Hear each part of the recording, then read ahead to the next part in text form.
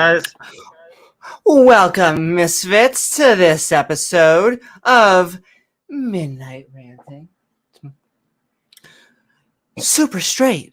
Tonight, we're transcending straightness and talking about a meme gone wild. So come join us for a super straight good time. Some level fun.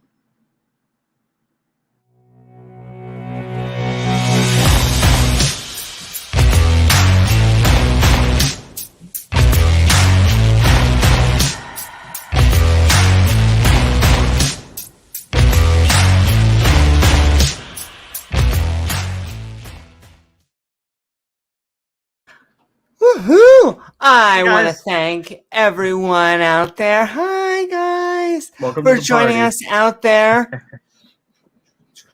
on the inner tubes. If you're feeling fancy, don't forget to like, subscribe. See, I'm learning from our commenters. See, I love you too. I still love you. Or follow us on YouTube, Facebook, and Twitch. That's right, baby. We're a skeptic channel, but after my co-hosts and I give our opening statements, we'll be opening up the floodgates, or rather, the open mic. Meaning That means anyone we're can opening come the gates join of us. hell. Yeah. Straight Straight out of hell. In fairness, have lovely timeshares. Meaning anyone can come join us and say what's on their mind. We'll also give anyone the chance to have their own opening and closing statements. Atheist or theist, liberal or conservative, come as you are, just on the sheets. Gay, straight, bi, trans, super straight, super All trans, super bi, super gay. See, what it sounds like Super Saiyan at that point, but we also include Super Saiyans. If you are a Super Saiyan, you are allowed to come out. Okay, you can also find our Patreon page at patreon.com/Amy Newman, which helps us make even more fun content, including awesome Patreons like KO, Champ, and Oz. Super straight, KO Champ. Not only the Atheist Round Table, but the Atheist Network Group. Poor guy, his trip got also canceled. He's been in a bad mood all day, Oz.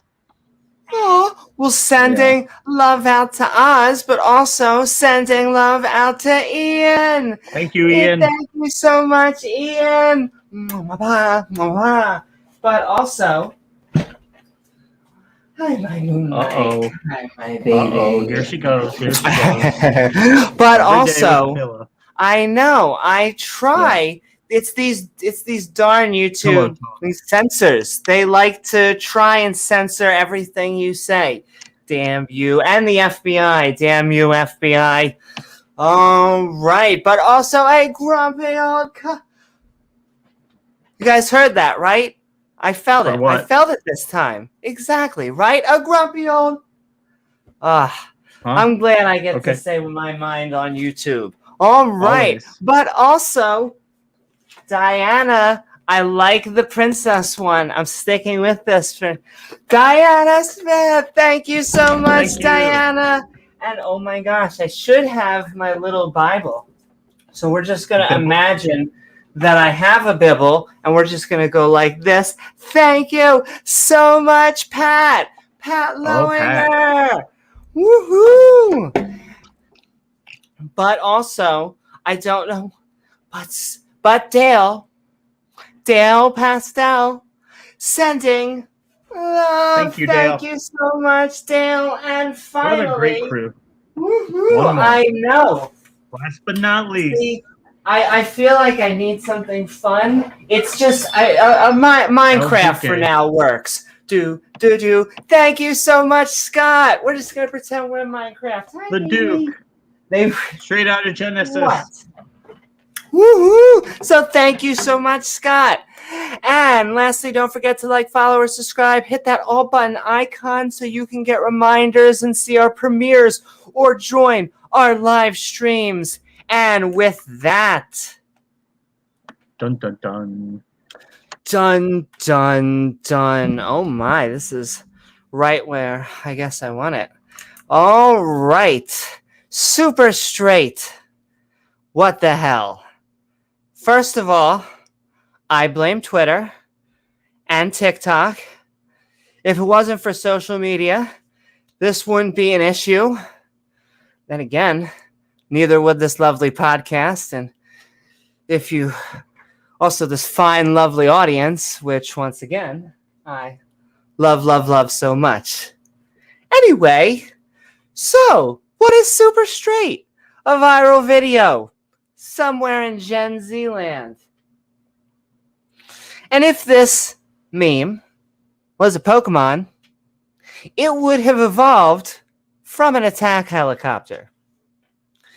If someone makes you fearful, angry, and hateful, maybe you're a Sith Lord. No. Maybe, just maybe, you need to sit down with them and ask them questions. Figure out what this different person makes them tick. Word transphobia seems to be a trigger for some people.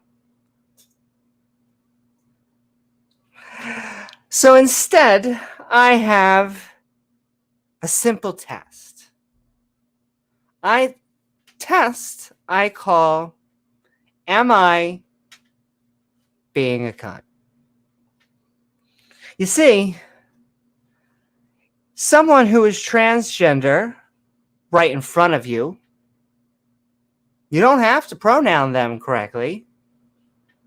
The only question you have to ask is, does this make me a cunt? If you see someone who is transgender, you don't have to pronoun us correctly.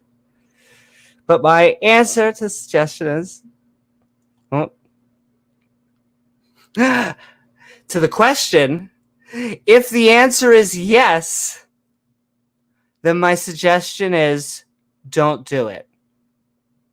Listen, I'm a tranny, or as the Latin long name goes, a Tyrannosaurus Rex, which, if you're not familiar, is a fantastic podcast on this channel. Working that hustle. No one is being forced to like traps or femboys, as hot as that would be. If you don't want to date transgender people, don't date transgender people. The major critique seems to be that this is somehow attacking the quote unquote woke people, for which I think they mean Reddit. However, this really just falls into my two-word politically correct hypothesis. The attempt to hide quote unquote offensive ideas under sophisticated language will always be offensive. In this case, the word is super, which is such a nebulous and twistable word.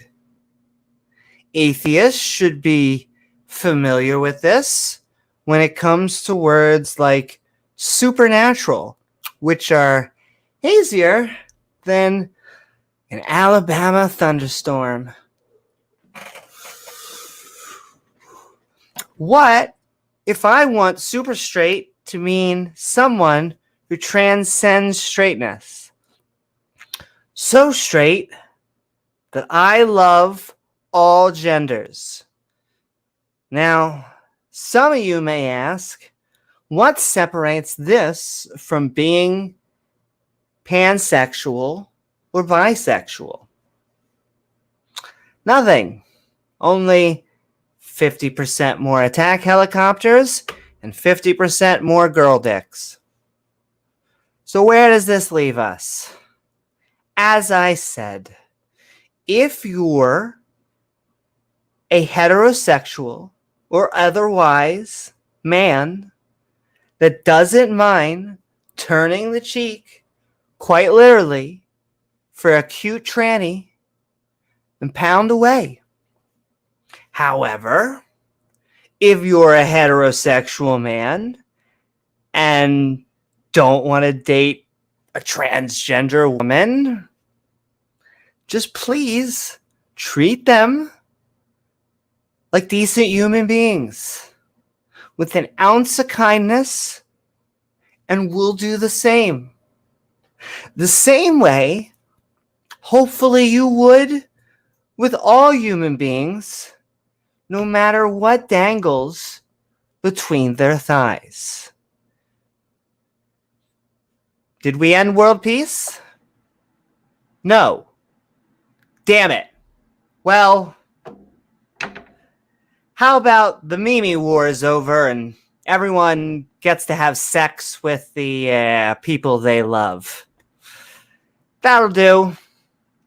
All right. And with that, how are you tonight, James? Are you ready for a super straight good time? No, because tell you the truth, I'm not woke enough for like a discussion like this. I just haven't transcended that level of wokeness, and yeah, I don't really. This is really something I haven't really spent a whole lot of time thinking about. I mean, it does seem just like a cultural critique, but it seems to be done in a mean-spirited way, and maybe that the people who do it, maybe they view other people as being mean-spirited. I don't know. There's a lot of people who don't, who are offended by the politically correct, by the woke culture, as they see that, is always pushing for more and always, you know, pushing society in a different direction. And that's just the way things have always been. You can try to fight that, but it's yeah, it's good luck with that. But yeah, just treat other people with respect. Try to treat other people with kindness. I mean, do you really want to align yourself with the likes of Darth Dawkins and people like that? I mean, just think about that a little. And most of the people we talk to on this channel, even the people who are Christians and theists, the overwhelming majority of them are nice, decent people, or at least that's how they act when they're on the channel. So, you know, to make up and adopt a moniker, a label, just to thumb your nose at people that you don't really understand, that you find the need to take a shot at. I mean, if you don't think that if someone is transgender and they're a trans man or trans woman, you don't think they count as a real man or real woman, doesn't, but their gender has absolutely no effect on you whatsoever. So grow up, treat everybody with respect. That's all I have to say on it.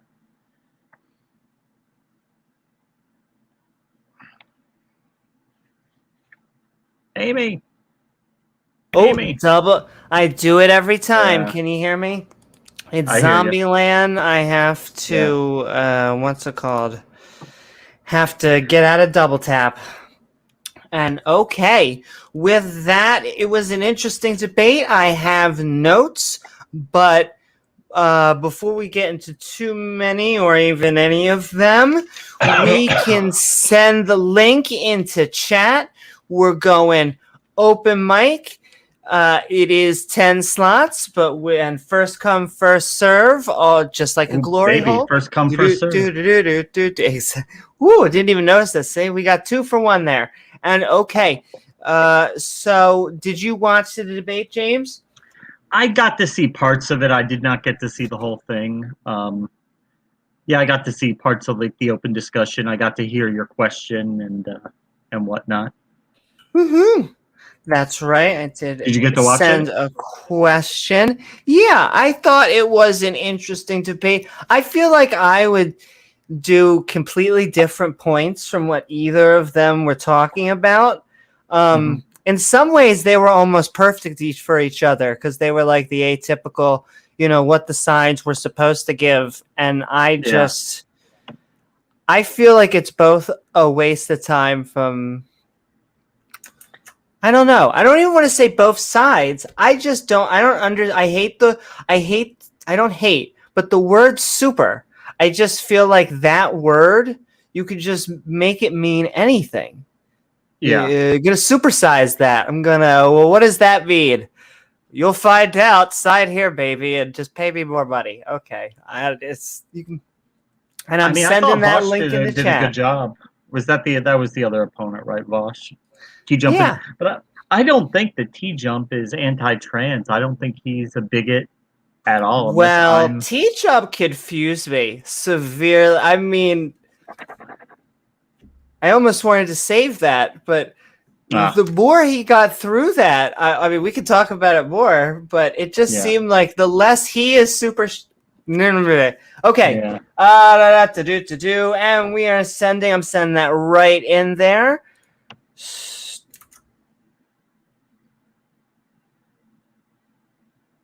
This is where I go, jazz hands. Do do And do do do do I come do. from this as someone who is not what I would call woke at all. In fact, socially, I'm probably to the right of 90% of the people in the atheist community. For better or for worse. That's just where I align. But this isn't really a political show, so that's not really the focus of the show. But this kind of does hit close to home because my co-host happens to be a trans woman and a woman. Woohoo! Exactly. And so we want to cover the issue every once in a while. And like I said, I think we love going after our classic superstitious belief. We just had some good episodes on Bigfoot. And we love the classic atheist versus theist fights. We've been having a The lot of those. Bibble fight. And we're going to even be having more debates soon. And okay, woohoo! Welcome, Will and Cerberus and Atheist Junior and Tiktaalik. And okay, we'll go into open discussion with points in a second. But is your body ready, James? Give me one moment, and I'm almost done. Then I'll be ready. Get my body. Okay. All right. All right. I'm ready now. All right, there we go. Our Just had to finish bodies that last are little bit up. ready. When you're just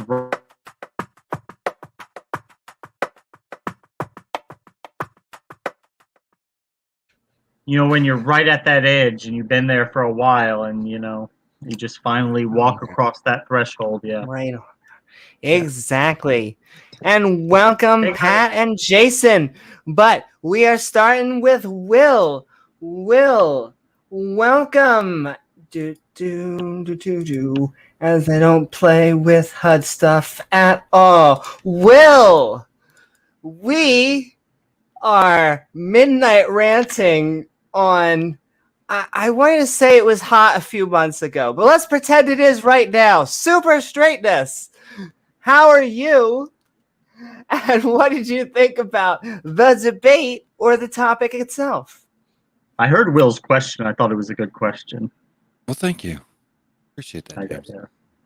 yeah. Yeah, so I don't like the term super straight either, to be honest. Yeah. I mean, most people here are fairly aware of my theological viewpoints, but my political viewpoints or social viewpoints, as I like to call them, because politics is part of society, is I'm libertarian. So I don't like labels at all. And so it bugs me even saying trans woman. I would rather just say woman. Yeah. For instance, it even bothers me when I have to describe a person of another race than me because it feels like I'm saying something that I shouldn't. Because when I talk about people of my own race, I don't say that white boy over there. I just say that boy over there. and I try to do that with all races. I try not to describe them by the color of their skin. I prefer to use people's names. I think of it as an individual thing. And so even the term super to me has a hint of superiority in it. Like, for example, even in like the Calvinist realm, there's different levels of I guess you could say, determinism and compatibilism people fall into in the Calvinist theology. So you have hyper Calvinists. I think hyper would be a better word to use than 5 point, 10 point, 6 point. Yeah, I think hyper would be a better word to use than Hyper super if you had to use one, because it doesn't have an air of superiority to it, of being better than, or it just means you're very, very, very straight, right? And I also feel it twisted. Yeah, sorry, keep on going. Yeah, and so like for me, I don't like being called a cis male or a cis man. I don't like that term. I agree. I agree with that too. I think it's a bad term. And so I just think it's my frustration is, why can't we all just be people and judge people on an individual basis? Why do we need to split it? I have a problem with intersectionality. So I don't have a problem with, I guess you could say, social justice, but I do have a problem with intersectionality. You know, separating everybody into these groups and why can't we all just treat each other? But I do realize that we live in a world where not everyone thinks like me. And so that sometimes those bringing attention to certain issues is important, because there are people who do harm to other people. Like I'm very well aware of that. So I just don't like terms. I would just rather call people by their name and treat everyone like I want to be treated, or like I treat myself. Yeah. And that's my view on it. So you do you, you be you. What I say. Because my theological viewpoint is that you are exactly who God wants you to be right now. So yeah. Well, that's a lot of good points in there, Will. I would just say that anytime the diversity of people is so wide that it's very crude when you try to craft labels for people, because there's and you always risk putting someone in a category that really might not fit them very well, because people are so diverse. You've just got a few categories to try to drop them in. It's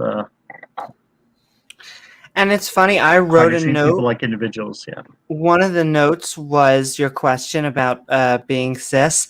I don't like that word either. I tend to use biological and transgender. I think that has no connotations. I know that I don't know how people on both sides. Yeah, not a fan of that word. Because it's I'm not seeing it from a Latin perspective. I'm seeing it from a marketing perspective, and just like it seems like something you want to pop. And so it's just not a great term to be called, even if true.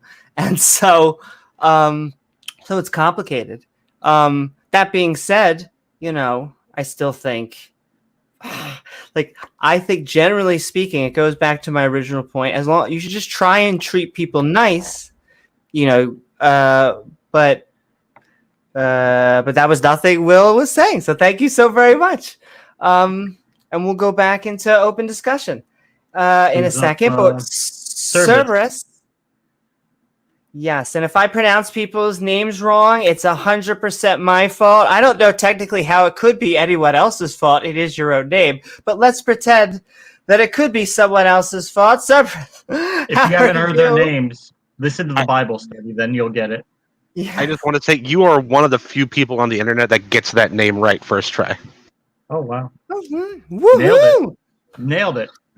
It's a meme in my group of friends that no one gets it right because they never do. I just want to say that. Go ahead. Yeah, well, thank you so very much. And so, how are you, and what are your thoughts about the debate or the topic itself? I found the debate kind of frustrating, because the definition of whatever you want to call a woman really has, or the arguing over the definition of what a real woman is, it almost has nothing to do with the definition of what super straight is, right? So most of the debate wasn't even, I don't think, was even on topic. I see it as I an agree. argument. Yeah, I see it as an argument of whether trans women and cis women should be main categories or subcategories, right? So Voss wanted to say that trans women are real women, but he has the two separate categories of trans and cis. He already has them split. He just wants to put them under another term. And T Jump was arguing not for that, right? He was arguing the opposite of that. I don't think it matters. I think simply super straight, as was originally coined, and is as being used for good and bad on the internet, just means a man or woman, right? That wants to have sex with someone whose gender matches their biology and is the opposite of them, right? So like classical heterosexuality from like the 1940s, right? And that's it. There's a bunch of people that are that, whether they know about the term or not. So I think it's as soon as someone, even if they don't, oh no, keep on going. My problem. I'm sorry, am I cutting out? Oh no, keep on going. I felt bad. I almost wanted to make a point, but then I felt this is your opener, so keep on going as long as you want. Oh, okay. No, I was about done. It seems like because it identifies a real group of people, whether they're aware of the term or not, it seems weird to call someone bigoted for just realizing that the term identifies them. Like the definition matches who they are. Like there's two separate groups of people. There's the people that are that term, and then there's the group of people that use it to make the helicopter argument. So I would agree, but then disagree just about the term. Like my thing with super straightness, just like you almost said classical straight, which I have this thing where it always hides. When you want to hide being offensive, you use it in 2-word combinations. There's lots of 2-word combinations out there. And like kind of in my opinion, T Jump gave at least 1 point away when he was like, this is the attack helicopter defense. Now, I know not everyone feels that way. Some people are just trying to make the separation like what you were saying. My thing is, at that point, you're just adding words. And so I just got to Occam's razor that shit right out of there and say straight. I mean, if you're straight and you don't want to have to be with transgenders, okay. I mean, that's okay. Transphobia or... So that's why sometimes I think that word sometimes can be triggering to, I don't even want to say conservatives because I don't view T-Jump as a conservative, but I use the word, and I'm sorry, Bo Smith, I heart you in chat, but I'm using this for emphasis. If you don't want cunt, an asshole, a bad person, whatever the language is, that's really all I'm trying to get at today. And it has not. And then at that point, we can take it away almost from being transgender, and just pull back altogether. But I agree with what you were saying. There are people, though, that would take that and say that if you are a straight person and you would not date a trans person, then you are anti-trans, you're transphobic. I realize that's probably not a majority, but there is that segment of those people who feel that that's a bigoted position to hold, that you should be open to dating anybody of that. And I know it's not a majority, but it is out there. I agree. And so you'd have to ask more questions at that point. You have to then say, and I'm sorry, you were about to answer, Cerberus. Answer, and then you'll be the last word, and we'll go to Atheist. Yeah, we'll let him answer, and then we'll go back. I would say it is the majority, it's just not always spoken, right? Because if you go into a certain part of the internet, the people that argue about this sort of stuff and say I'm straight but I would not date a trans person, they're going to assume that you're transphobic, because what other reason would you have for being straight and not dating a woman just because they're trans? Right? They might not come out and say it, but they're going to be thinking it, or they're going to argue it in some other way. And that's actually the motivation behind coining the term. Right? The kid in the video was tired of being called transphobic for not being attracted to trans people while he was calling himself straight. Okay, you know what? No, I said I'd let you have the last word. So we'll come back to that in open conversation. We're gonna go to Atheist Junior. Thank you so very much, Cerberus. Atheist Junior, how are you? We are talking about Super Straight and Midnight Ranting. I hope you're well. What are your thoughts about the debate or the topic itself? Well, come on, AJ. Great. I'm doing great, Amy. How's my audio, guys? Is it horrible? It's good. I've been struggling with Sounds this today. pretty good. Okay. So I could be No, you're good. exaggerating, but I mean, I'm wondering if maybe this is like we just saw like the end of T-Jump's career, or if not that, then certainly a low point in my opinion. Because what I suspect is that T-Jump spent too long looking at pictures of Blair White, and to his horror, his little T started jumping. So how can he possibly explain this fear boner? Okay, easy. Super straight. Whenever you don't want people to suspect something about you, like if you don't want them to know you're gay, the most effective thing to do is to constantly hammer the point home that you are not gay. Okay? If you're bitter about something and you don't want people to think you are, you just keep telling them how you're not bitter, and people will think that you're not. Okay? This works. Okay? And this is really it for him. Like, this is the hill he has chosen to die on, like, more than once. I don't know why. It's a really stupid like topic to even have a debate over. And he's saying stuff that basically that trans women and women are in separate categories, and then like he balks at Vosh calling that transphobic, which I think was a good point. And Vosh is a really excellent debater, and so is T-Jump. But like when it comes to the topics of like religion, philosophy, science, logic, etc., he's great. But when it comes to this topic, he's just disastrously bad, in my opinion. And Vosh made some really great points, of course, like the phrenology thing, talking about excluding one race from being called human, etc. But what I want to know is, what is the woke community? Like, I've never heard of the woke community. Can I join the woke community? Like, how do I do this? Okay.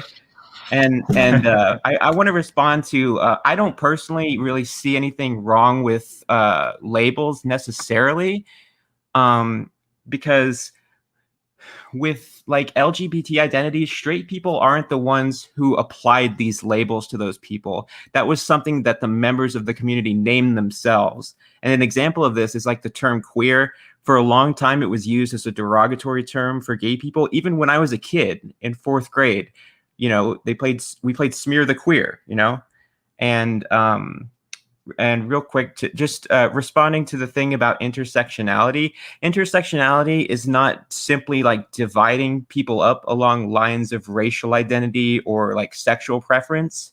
It's more like just recognizing how different people are disadvantaged by multiple sources of oppression, like race, class, gender, identity, sexual orientation, religion, and other things, and how those things stack up on top of each other and make the oppression worse. Like a black person, a black woman, a black trans woman, black trans women are statistically more likely to be murdered than just say like a black man. So that's what intersectionality is.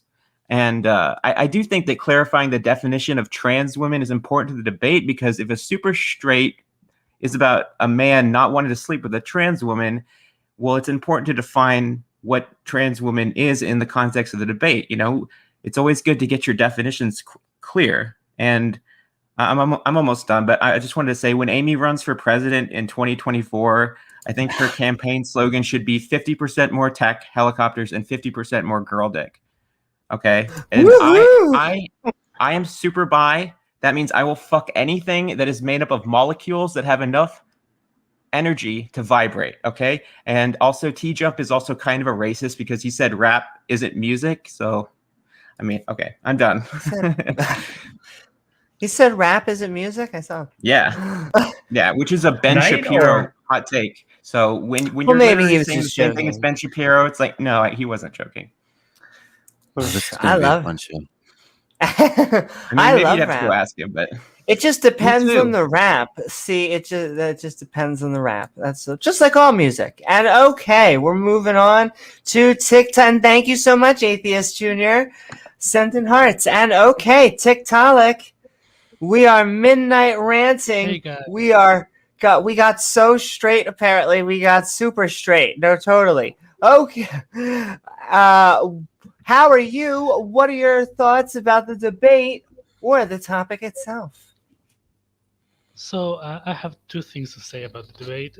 One is I don't know if T-Jump is bigoted or not, but based on his arguments and the people he follows, he's at least a useful idiot for bigoted ideology. On the second point, I want to talk about Mongolism. Mongolism is the name of having 21 chromosomes. So the 21th pair, you have 3 of them. But that name is completely racist. So if you don't want to be racist, you change the name. And that's the same with SuperStraight. So not being attracted to or not wanting to have sex with trans people may be transphobic, maybe not. I think that's something you have to see on the individual. But calling that super straight is transphobic.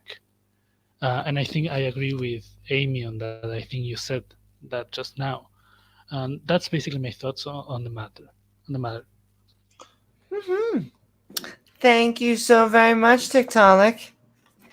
And okay, we got 4 more people to go. I'd go into Full open house, huh? discussion. It's a full house, but Leophilius, and thank you so much, TikTok. We have been Midnight Ranting on Super Straight. I hope you're doing well. And what are your thoughts about the debate or the topic itself? So, I did watch the debate. I missed the intro.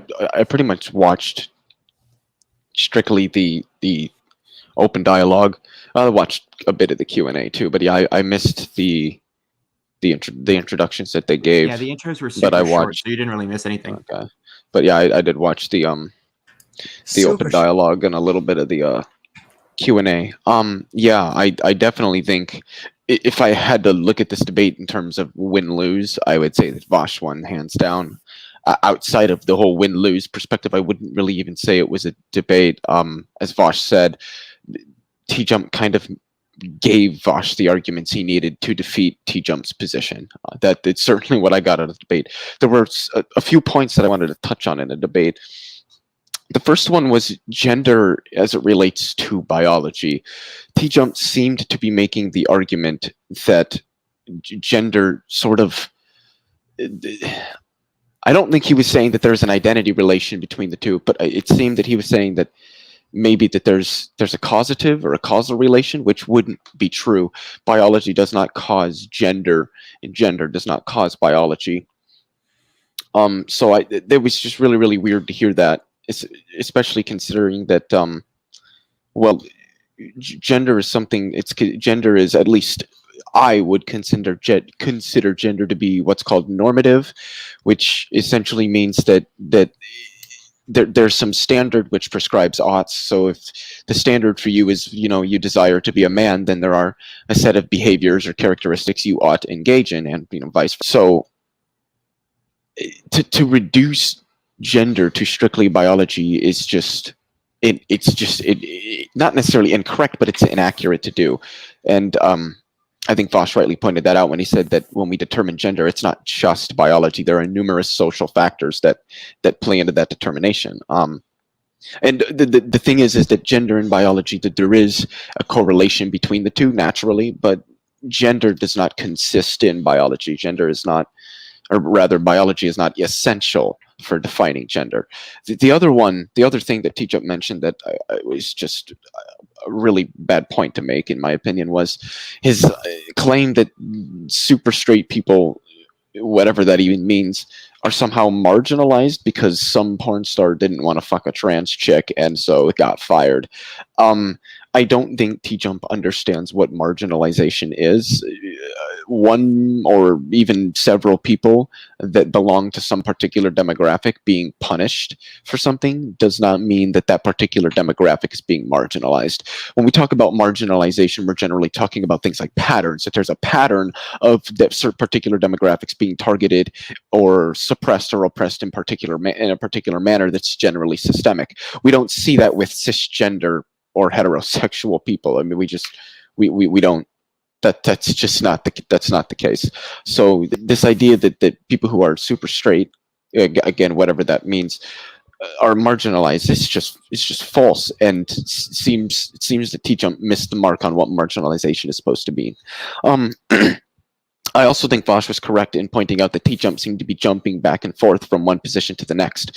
So at the beginning, and I did actually rewind to see it, T-Jump did make the statement that super straight isn't really an identity to begin with, but then he would consistently jump to trying to argue that it is an identity, specifically to rebut an argument that Vosh was making. And then when Vosh calls him on this, he goes and says, oh, well, it's not really a position. He reaffirms that it's not really a position. And what he seemed to be doing is something known as a Mott and Bailey, and I don't know if anybody is familiar with that, where you start with a controversial argument and you begin by defending that, and then when you're pressed on that, you retreat to an argument that is very similar but isn't quite, or a position that is very similar but not quite controversial, and then when people are pressed on that, you come back with the original argument and say that that hasn't yet been addressed, and you just jump back and forth between the two. So nobody can really pin you down on an argument. That's called a Mott and Bailey, and I definitely got the feeling that T-Jump was doing that in this debate. The last thing I wanted to mention is this idea of super straight being bigoted. I don't think the concept of super straight inherently or intrinsically is bigoted, though I would say, and I don't think that's what Vosh was saying. In fact, Vosh repudiated the idea that if somebody is not sexually attracted to transgender people, that makes them transphobic. He repudiated that, and he's correct in doing so. I know quite a few transgender people, and as long as you are at least respectful in expressing your preferences, they're not going to have a problem with it. You know, it'd be no different than it's like saying that if I am not a gay man. It's like saying that because I'm not attracted to gay men, therefore I'm sexist. No, that wouldn't be true. So for the same reason, it's not transphobic if somebody's genuinely not sexually attracted to transgender people. But the thing with the whole concept of the super straight thing is, it seems more a pretentious poking fun at the idea of transgender people wanting their identity to be taken seriously. So I think that's the main point. I don't think that's bigoted, but what Vosh was calling bigoted was the fact that T-Jump was expressly saying that trans women aren't women. And I think he pulled a really, really nice analogy when he said that, well, black people aren't people.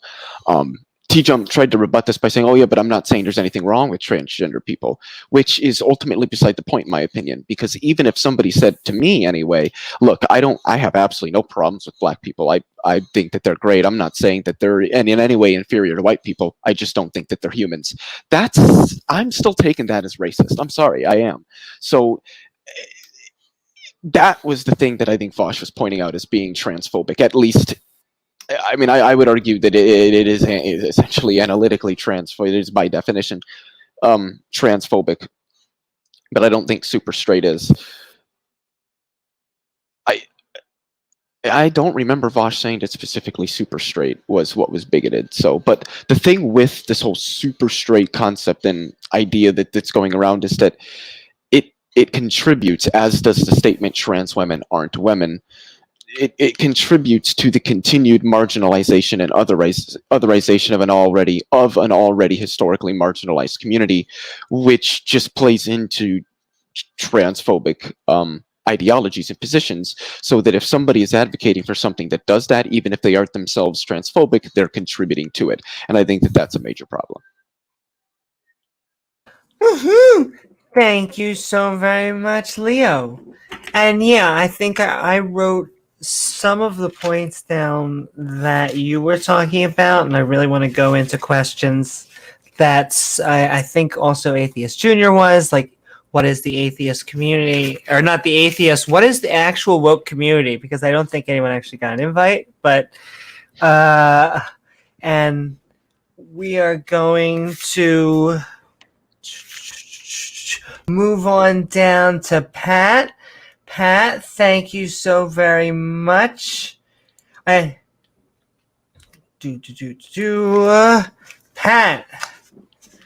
we have been midnight ranting on super straightness. The debate or the topic itself, what are your thoughts? Well, I watched the entire debate and I was unimpressed with someone, particularly T-Jump's defense of, well, I don't have this position. I'm just defending this position as an intellectual exercise. I found that to be somewhat disingenuous. You don't defend positions if you don't agree with them when you know the contents of that defense can harm people. No differently than, someone defends someone, for other things that are abhorrent to friends and family. You can't be an ally to the LGBT community and defend the position tonight that he defended. And that's just my opinion. I don't know T-Jump well. I've watched one other debate he was in.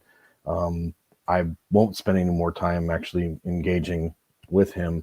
I would like to point out, he made a statement and actually made notes when he stated that, he's a philosopher, okay, or he studies philosophy, and then immediately dispelled. And he's not a philosopher. He dismissed, the fields of anthropology, psychology, and sociology. And my question is, then you're really not a philosopher, because philosophy deals with a lot of things outside of science. And so for that reason, I had a problem with, and the dismissive view and wanting to run to the hard sciences as his defense, but then using words like gender, because scientists don't really use the word gender. They use the term sex. And when they're talking about biological sex, they're talking typically about chromosomal designation, right? And so, again, disingenuous, conflating of terms. And I do think there was one clear winner, and it wasn't T-Jump in tonight's debate. And that's all I have to say. Thank you so very much, Pat. And yeah, I want to talk about sex and gender as well. But before we go into open discussion, Jason, and thank you so very much, Pat. Jason, ripped. We are Born identity. We are midnight ranting. It's a good job. You get that? Unless people are shooting at you, then it's less than a good job. But we are handle. So. We are midnight ranting on Super Straight. That's how straight we became, apparently. What are your thoughts about the debate or the topic itself? Yeah. So I'm not going to take very long because I think both Pat and Leo did a really good job of articulating a lot of the positions that I had.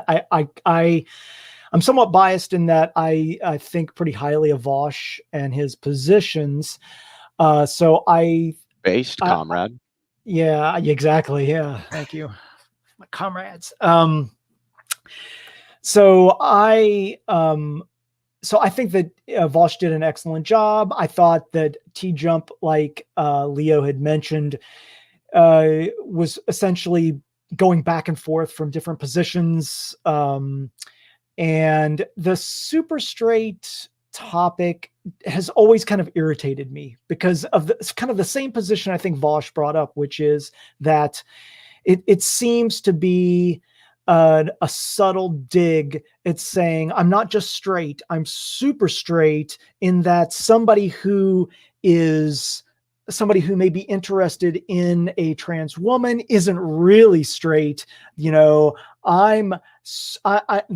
kind of terming it as super straight to categorize it in kind of a way that is a slight dig, again, that trans women are not actual women. And so I think that T-Jump kind of was going again back and forth between this issue of it's not really an identity, it's it's just a dig at the woke community. But when it served his purposes, he would fall back and say, well, it actually could be an identity to refute your positions. I thought that was really lame. And I also thought it was really lame when Vosh, I thought, was giving some very articulate positions around species of kind of species definitions and how we have kind of a subjective categorization. I thought T-Jump did a really horrible job of trying to address those issues and really kind of resorted to ad hominems, to calling Vosh dumb and you don't know what you're talking about.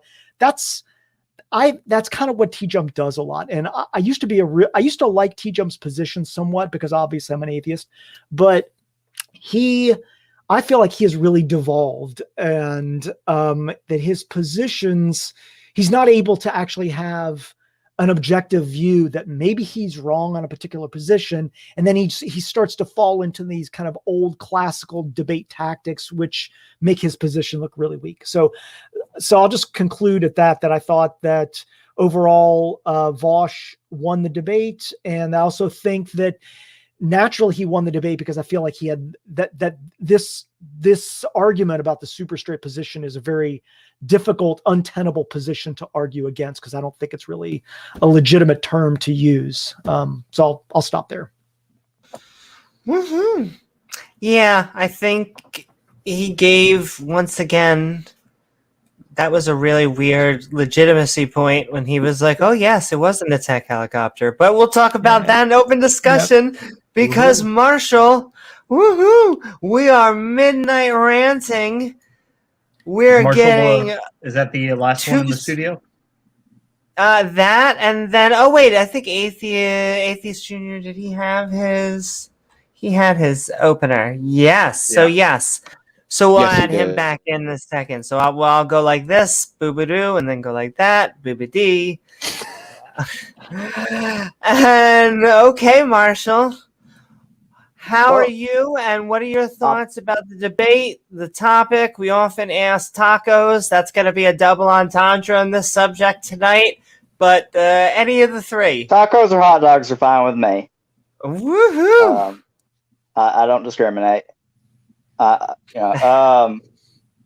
I had a few good points I wanted to bring up, but it seems like everybody else made them for me before they got to me.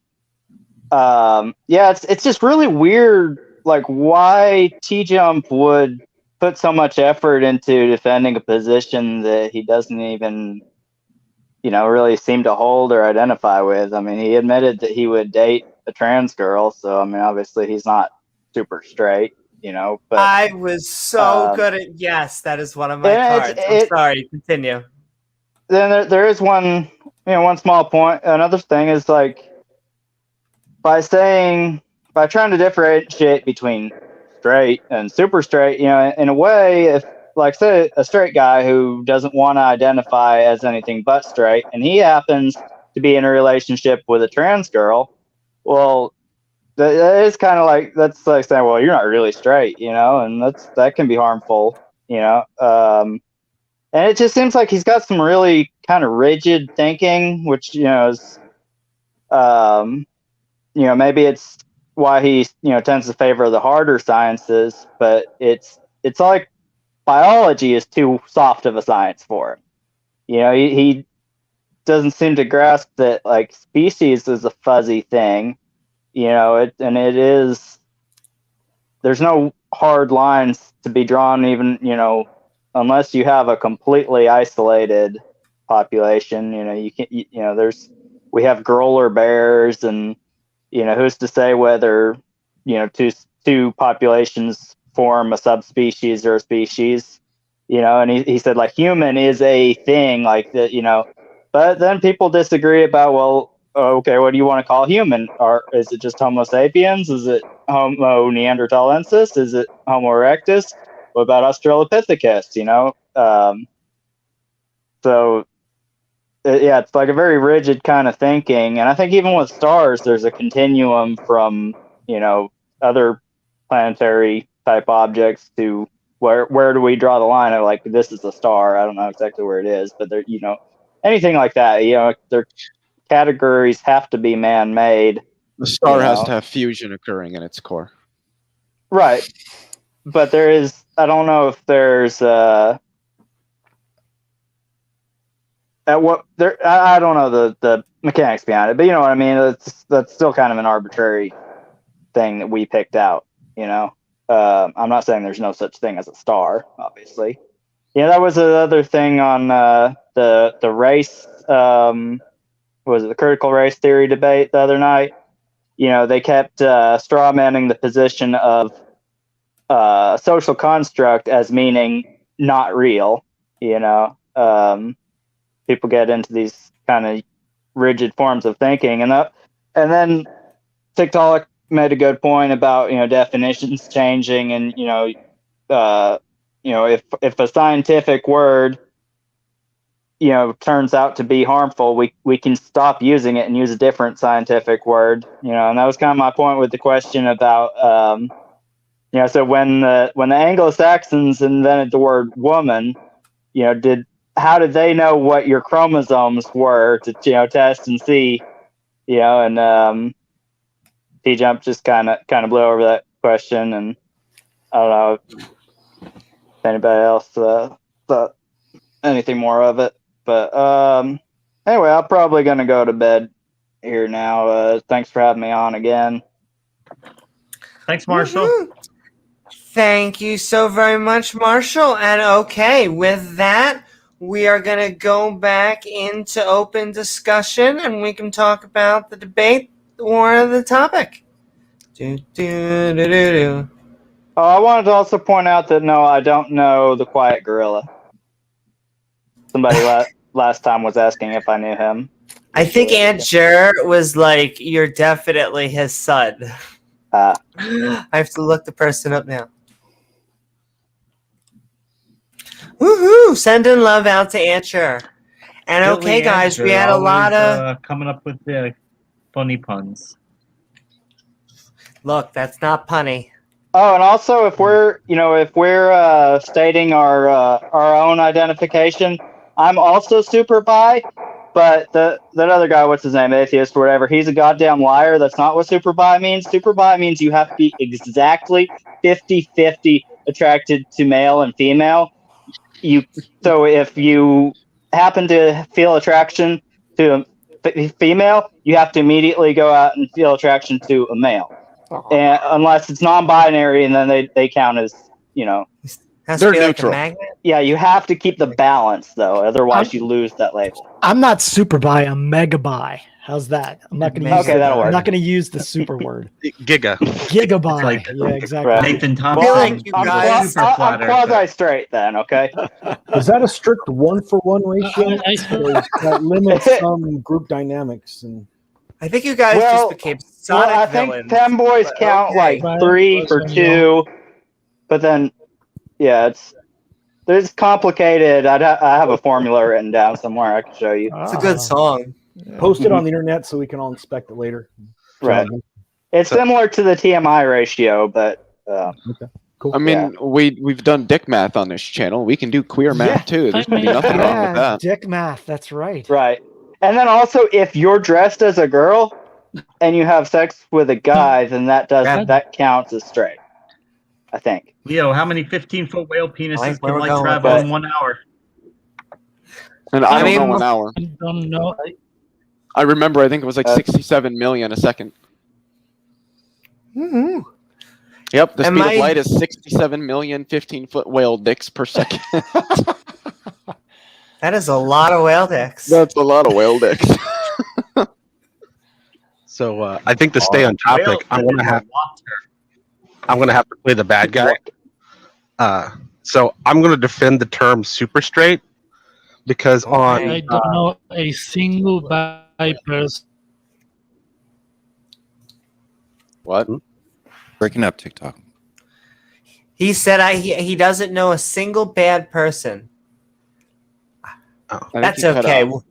We'll Anyway, meet. We'll get you to meet a lot more people. Give us time. No, I'm just kidding. Has I love anybody here everybody. watched the College Humor Super Straight skit? No, I haven't, I have not. but I. You got to watch it. And Cerberus, you were gonna say something? And Yeah, yes, yeah. go check out that video.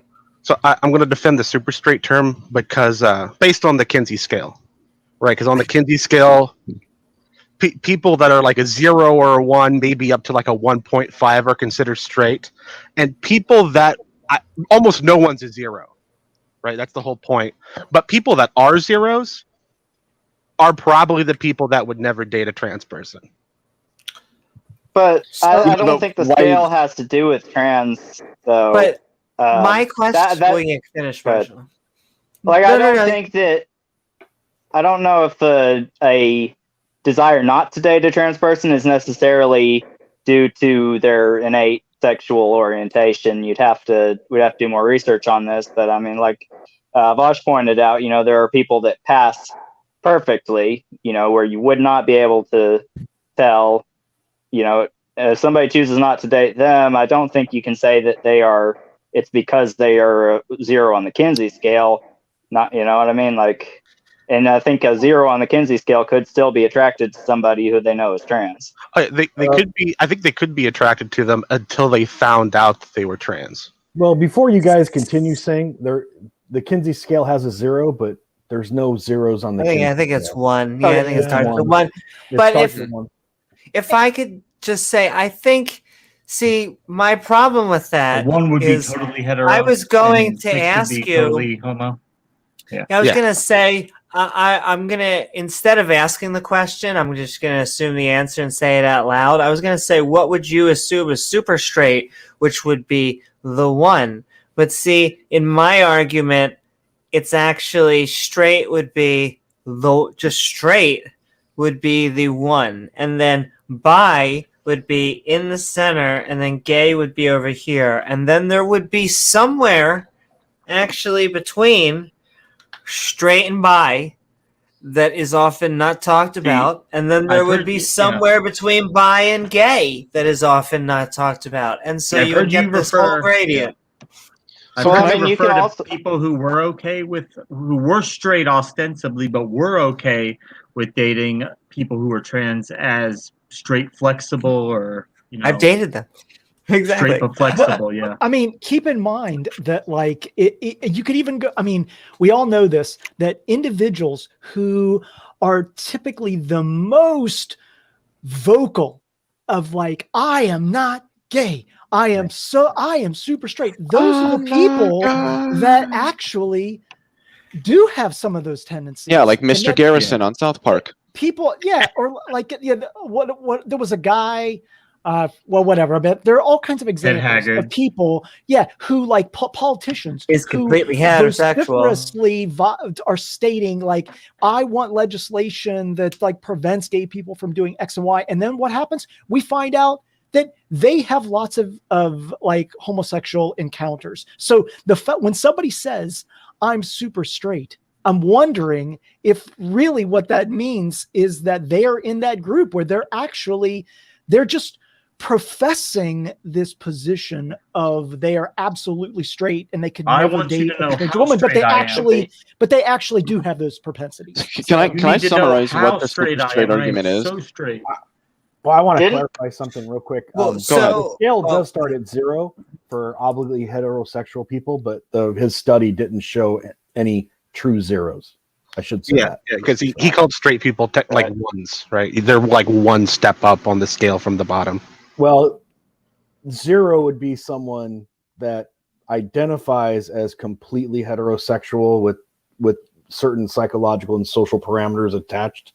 But what his study actually showed is that zeros don't actually exist. Or according to him, he didn't find any. Right. That doesn't mean they don't exist. I mean, I've heard that before, that everybody is a little gay or a little bi or a little hetero, but it's surprising. I don't know if I subscribe to that. Well, what were you going to say, Jason?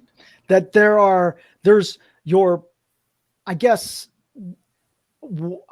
seems like there's like a difference between like maybe like your categorization, but then like what you profess yourself to be may not necessarily match up with your actual sexuality. Like, oh, very much so. Yeah. you know, so that those things don't necessarily jive. So somebody's like categorizes themselves as totally heterosexual.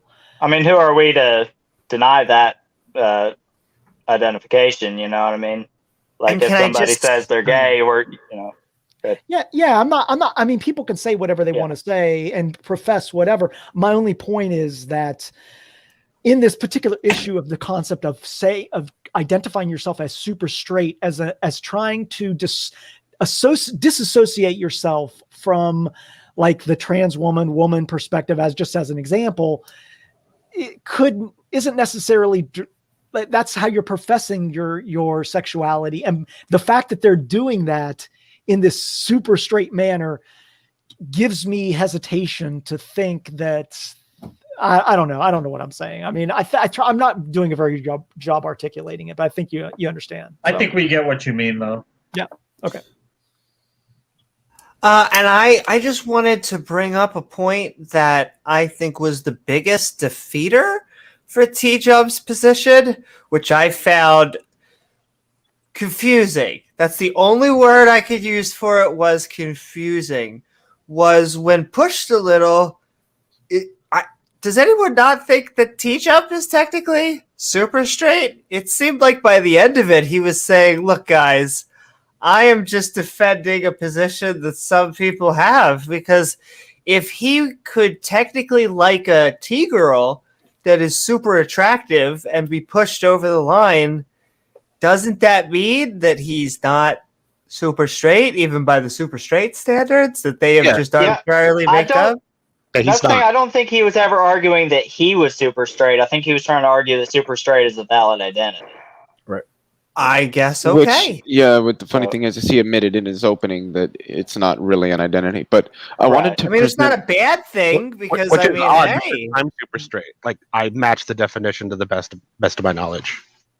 Wait, what? I didn't catch the first part of what you said. Oh, because the best of my knowledge, I completely match the definition. So Match the definition of what? you don't want to date. He's a heterosexual man who doesn't want to date transgender people. And ladies and gentlemen, it's okay. Wait.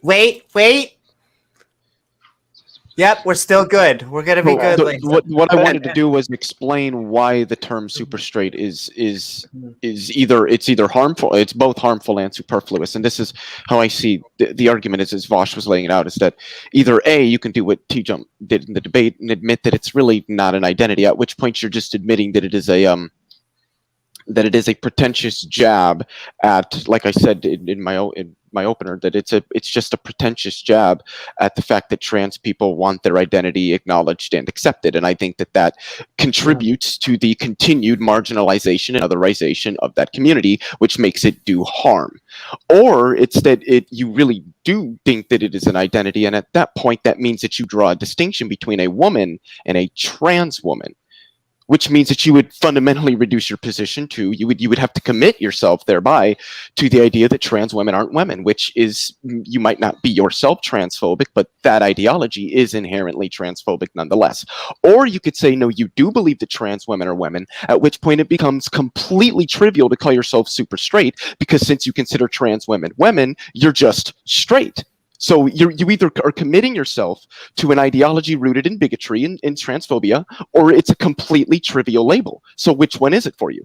This is the problem, and this is the argument that Voss was trying to make. And this is why the term doesn't work. You completely missed the fourth option. There is no other option. Yeah, you're super straight. I'm not attracted to trans but women. if you're just again, then it's just triviality at that point. Then aren't you just because it's either that you're just not attracted to trans women particularly, and that's fine. But if you're making that and you don't think that there's much of a distinction between trans women and women, you don't think those are two separate categories, then you don't need a label. If you do think those are separate categories, you can then use the label, but then you're committing yourself to a transphobic ideology.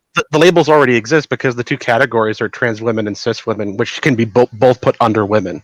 Yeah, and if you put both of them under women, then you don't draw that distinction. And again, it becomes completely trivial that you're using the label because you're just straight. So then why are you using the label? how's it trivial when you're actually Because you would consider both of them women. So if you don't so need what? to make you don't need to make a distinction. It's meaningless to make the distinction. It's like So I making want- it's like making a whole sexuality for if you don't like girls with tattoos. Yeah, pretty much. You know, it's, I mean, that could be a sexual orientation, which I think right, is, but there's Nobody's saying that super straight I'll can't bring up make it or define it as an orientation or an identity. What the argument is that number one, you're committing yourself to something rooted in transphobia and bigotry, or B, it's completely Let's let Amy get in after trivial, Leo. ambiguous, and therefore it's linguistically meaningless, and you're just doing it to poke fun at people, and that's not okay. I I don't think you think showed either one T-Jump of those. misused the genetic fallacy when he's saying that's a genetic fallacy, saying that, well, transphobes use this word, so maybe we shouldn't use it. He's saying that's a genetic fallacy. I don't think he bottom-up understands the fallacy. genetic fallacy. And I want to Amy? take it from a different angle too, but Will wants to ask a question. So Will either make a statement or question, and then I'll make my statement, and then... Yep, floor is yours though, Will. So there were, I think it was Atheist Junior who had said it, and first of all, I'd like to clarify. I understand what intersectionality is, but my point in separating that out is that people tend to divide into tribes because of the current usage of that, right? I don't think that's a result true. of it.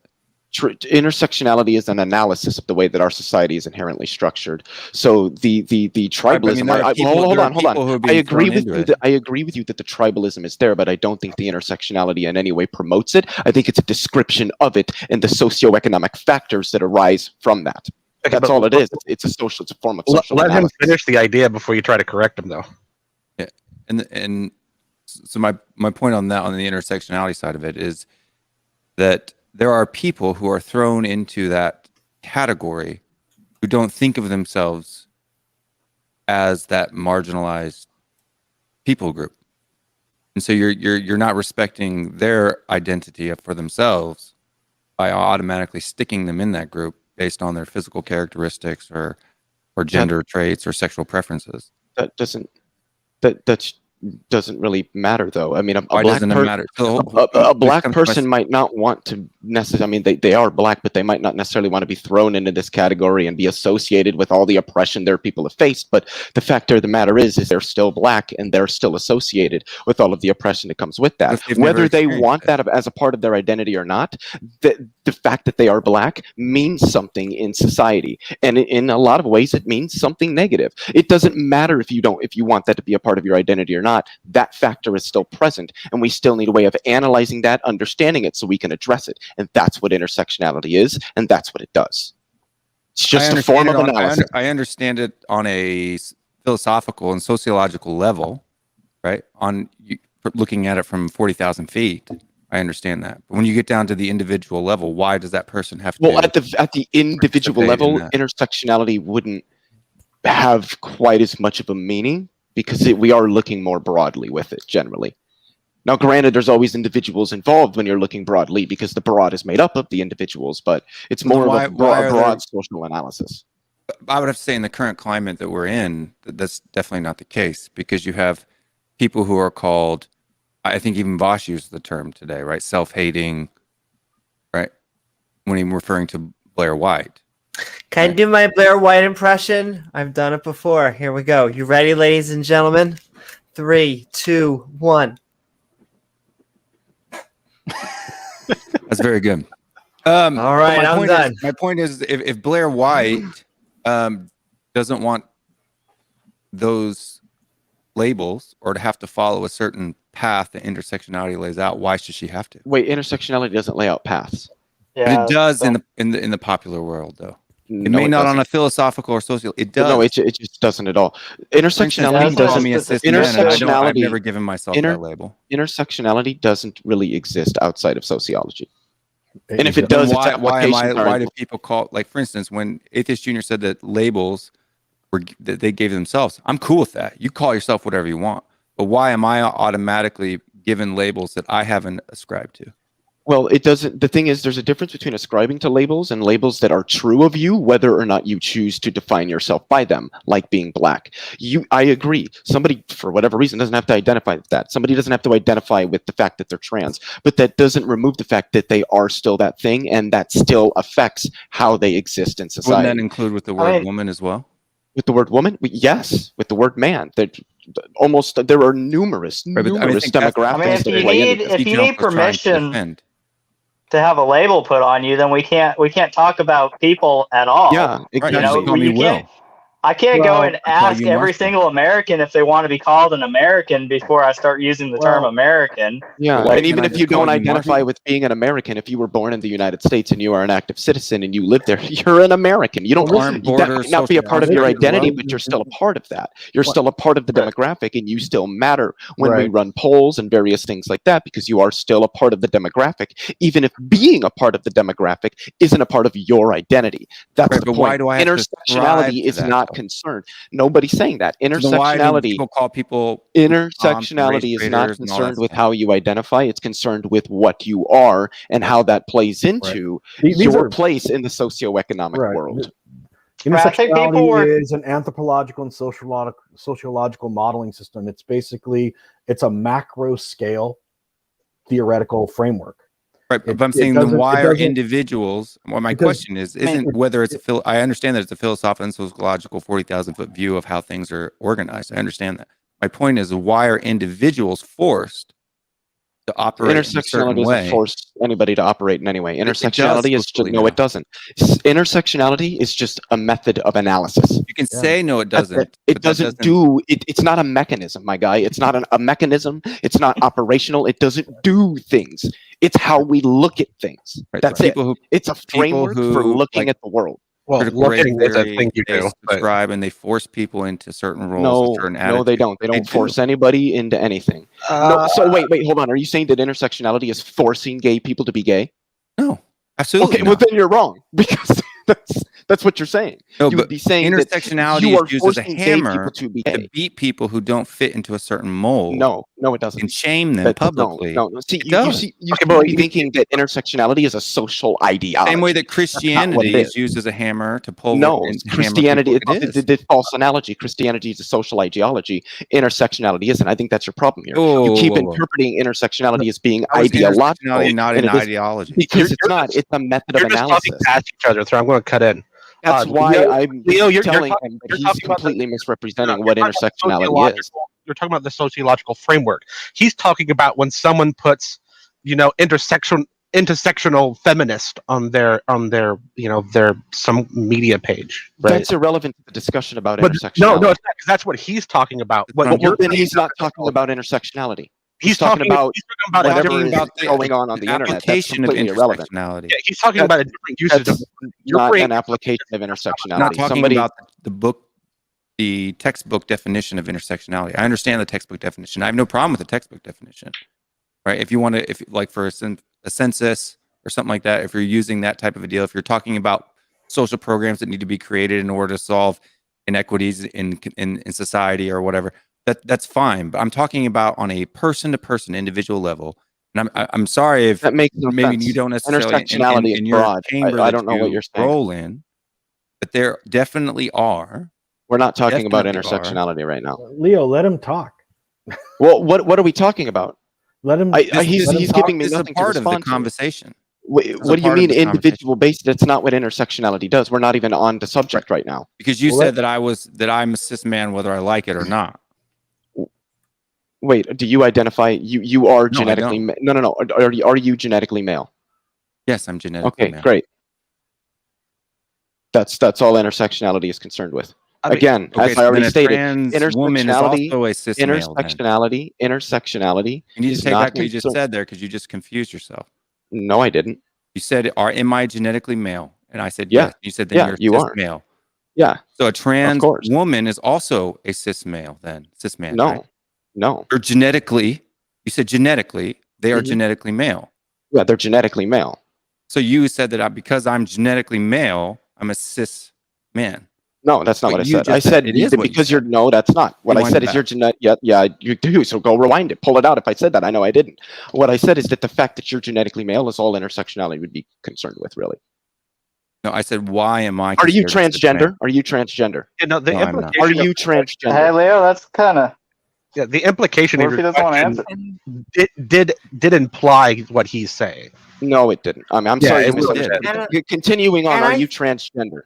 I am not. Okay, so yeah, all they care about is the fact that you're a genetic male because you don't identify as being transgender. Let's So let how you it- identify in Amy, terms of your gender get doesn't in matter. here, please. Well, no, I think you guys are just arguing or not arguing, debating whatever over the label. But the label is less important, or I feel like we could find I agree. labels to agree on that everyone just likes. That I feel sometimes we question. get Why is the bogged. label important? What? Why is the label important? He doesn't like the word cis. That's his thing. Why Well, can't you just call me Will? because we don't It run sounds- statistics on wills. We run statistics on cisgender people. Well, look, he identifies as Will. What? No, see, But I mean- again, how many times do I have to say this? Intersectionality is not concerned with your identity. It doesn't deal with Yeah. individuals, is what you're saying, right? It's a Yes. macro scale. It's a macro. I don't see why we would Macro need to scale. use a People use it. label People like call cis me that. for And I something don't- that's the I don't wanna overwhelming be majority. You don't have to. You can say, "Well, I'm transgender," but it's not a part of my identity, which doesn't make sense because transgender literally is an identity. But that doesn't matter. You're still transgender, so you will still be considered in that pool. You might be black and say, I don't identify as with my blackness, which again makes no sense. But you are still black, and so we still consider that when we look at black people and how their place in society relates with other demographics, which is what intersectionality is. Again, it's an analysis. If you don't understand what an analytic method is, then I know can't what help you. analytic method is. My point is So what that's is an not the analytic way it's method? used. Yes, it is. You can go ask any It may be PhD used in that way. sociology, and they will tell you that I have not misrepresented intersectionality I'm not saying at all. I'm not. No, you're correct on how you're representing intersectionality. I'm not arguing that point. My point is outside of the classroom, outside of the study, in the one-on-one relationship with people online and in person, it is used as a hammer in order to force people into a certain mold. I don't know what you mean. For instance, I have an Asian wife, but because I'm white, I'm called racist all the time. You think people are calling you racist because you're white? Yeah, because I'm white, married to an Asian woman. I'm married outside of my race. Okay, I'm a racist. I am can't a really work with this. fetishizer. I am a Yeah, I don't. multiple- This isn't even. We're not Leave. talking about intersectionality right now. Are Once we you've not, though? once you've broken it down to how like two people talk to each other, you're not even Well, talking about intersectionality I anymore. can do an adjacent point if you guys would like. How do you guys? I've seen T Jump do this in all three debates, which I almost think is a good tactic. Is that his? Whether we agree with it or not, is that his focus is that he's not trying to attack transgender people, he's trying to attack the woke people. And that was the point that he's trying to hammer, whether we agree with it. In fact, if you disagree with it, now's the time to talk about it. What do you guys think about that approach that he took, that that he tried to focus it on the woke, I don't know who gets the invite or whatever. I don't yeah. I'm not an anti-Semite, but I'm going to go on YouTube and spout anti-Semitic viewpoints, and then I'm going to say at the end of the debate, but I'm really not an anti-Semite. I just think that there should be room within the YouTube sphere of course dialogue for me to defend an anti-Semitic worldview. Exactly. But I'm not an anti-Semite. Yeah. But I'm just going to let my words, my image, and my YouTube presence be used for anti-Semitic ideology, because ultimately what's going to happen is T-Jump's video tonight is going to be cut into segments. It's going to be used by people who have transphobic ideology and feelings and beliefs, and they're going to say, look at this atheist on YouTube debating. I agree with it. All you have to do is follow the chat, and you could already see where it was lining up. Totally. Yeah, you go here, you go there.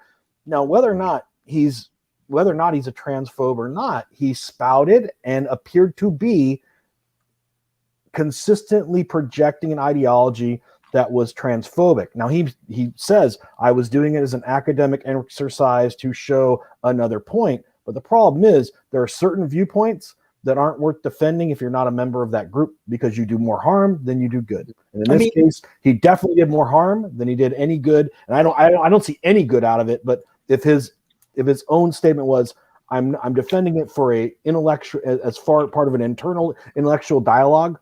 Well, you failed because you keep internal dialogues internal. I mean, this has happened throughout history. If you went back 50 years, you would be like, people want to have blacks and whites in the same school, drinking out of the same fountain. You know what? Those people are woke. They think that like that is like this modern woken idea. They're just woke people, but I'm not racist. I think that black people should be, they should get their own fountain, Right. they should, I'm not racist, separate but equals fine. It ain't that's broke, exactly don't right. fix it. So that's kind of where I think T-Jump was coming from. I don't want to put words in T-Jump's mouth, but when I hear him do what he does, he's done this before in other areas in this subtle manner. And I didn't like it then. I don't like it now. But so I agree with Pat totally. Yeah. I mean, I think Pat's just taking a really large brush to this whole thing. So I match the definition of super straight. Am I transphobic? You match the definition of super Straight. straight. Are you transphobic? What's the definition of super straight? Only attracted to cis women. That's okay. So you're straight. But then you chose to identify yourself as super straight, knowing that there are people that see and hear that term and find it offensive within the transgender and LGBT community. And are you going to continue to use it? Well, it matches me. Why would I? I'm asking if you're going to continue to use it. Yeah. Then you're a transphobe. Okay. Well, then I'm not worried about it, I guess. Well, I'm just out of curiosity. Have you, like every woman that you've ever been attracted to, have you checked to see whether they were trans or cis? Like, no. If you see a cute girl walking down the street, like, are you gonna go and ask her, "Hey, girl, you got a dong?" Like, you never know. I've actually only ever been attracted to people I've known for a while. I don't generally just get randomly attracted to people. Yeah. And can I take this from a different approach, Service? Can I ask, don't you think you're being a little politically correct? Don't you think? Yeah, maybe. But doesn't that bother you? It bothers me as a politically incorrect tranny. That why it bothers all of the I would say the liberals is because the attempt to not offend is what offends. It's basically trying to mash these words together and saying no, I don't hate the group, etc. I don't hate transgender people. I'm just da. And that whole presentation, even the whole like my upwards inflection of voice, that's what gets everyone. Because if it was true, like if it was just like, nope, I'm just straight, I support transgender people, I just don't want to date them, I don't think we'd even be having a conversation. I feel like it is the trolling. Is that not the trolling and I would say the political correctness in a weird type of way. That's what I was getting at. It's either you're trolling, you're bigoted, or it's completely trivial and you should stop using it. It's one of those three things, and you need to pick which one it is for you. But you haven't given a fourth option. Yeah, the fourth option is very specifically cis women. I don't think that's trivial. Wait, so do you draw a distinction between the category trans woman and the category woman? No, I would consider them both underneath like a header. So trans women are women, is what you're saying? Yeah. Okay. So hold on. Are you attracted to women? I am attracted to one. No. That's not what I asked you. Are you attracted to women? That's too imprecise to answer. Honestly, it's a nuanced question that you can't answer yes or no. I don't think it's really that nuanced. That's really not. No, I kind of feel like you're just avoiding answering the question because you understand the line of logic and where it goes. It's not. It's really not nuanced. It is. If there are different types of women, here's the thing. I would not would prefer not to have sex with a transgender woman. I have a genital preference, but you don't see me out here using super straight, do you? Why? Because I understand I understand the connotations that it has, and I understand how they're destructive to the trans community. And so the reasons that I'm using the term are because I just want to troll the community, which is harmful. I'm a bigot, which is harmful, or it doesn't really matter for me to use it, because the fact that I'm attracted to women doesn't mean I necessarily need to vocalize the distinction between trans and cis. And it certainly is the question that I asked. No, you asked, are you attracted but to I women? also understand how you probably didn't follow anything that I said. But I followed it. That's the problem. Well, I wasn't talking about you, Cerberus. Right, now you're presuming the tone. It's not a Cerberus. fair way to argue. I mean, the super straight concept was constructed explicitly as a troll. I mean, it's an attempt. Yes, it was. It's an attempt to call out to mock is what T-Jump said. To mock. What do you call it? Well, he got mocking. He got it wrong.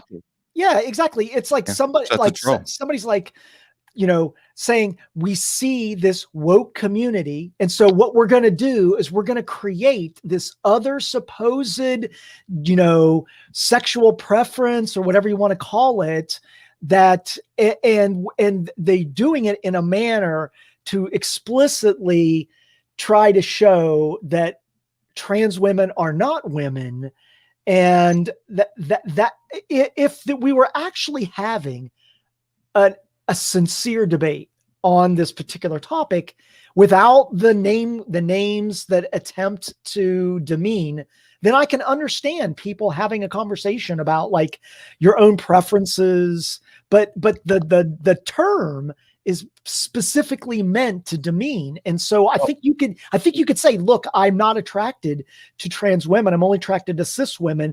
But I think that by using the super straight term, you kick it into another notch, which feeds that trolling. You got the origin wrong, right? That's what it's been co-opted for. You know where it originated from? Yeah. A young man in a car that got upset. He kept on being called transphobic for not wanting to date trans women. What? Right. Well, that's literally what it is. He was tired of being called transphobic when he wasn't, because he was straight and didn't want to be called transphobic because he wasn't. Video. He's a YouTuber. Actually, I think I remember that TikTok. Yeah, he was and then it was, but he was so tired of being called transphobic for saying but straight and wouldn't date not.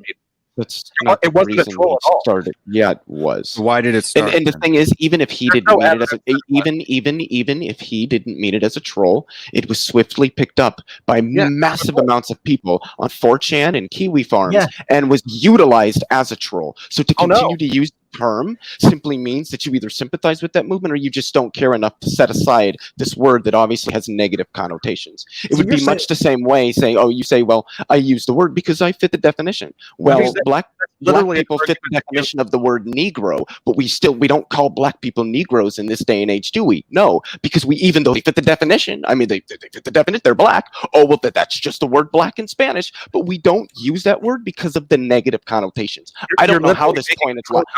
I haven't finished. I don't know how this point is lost on you. Yeah, but it's lost on me because you're making a pro-Nazi argument.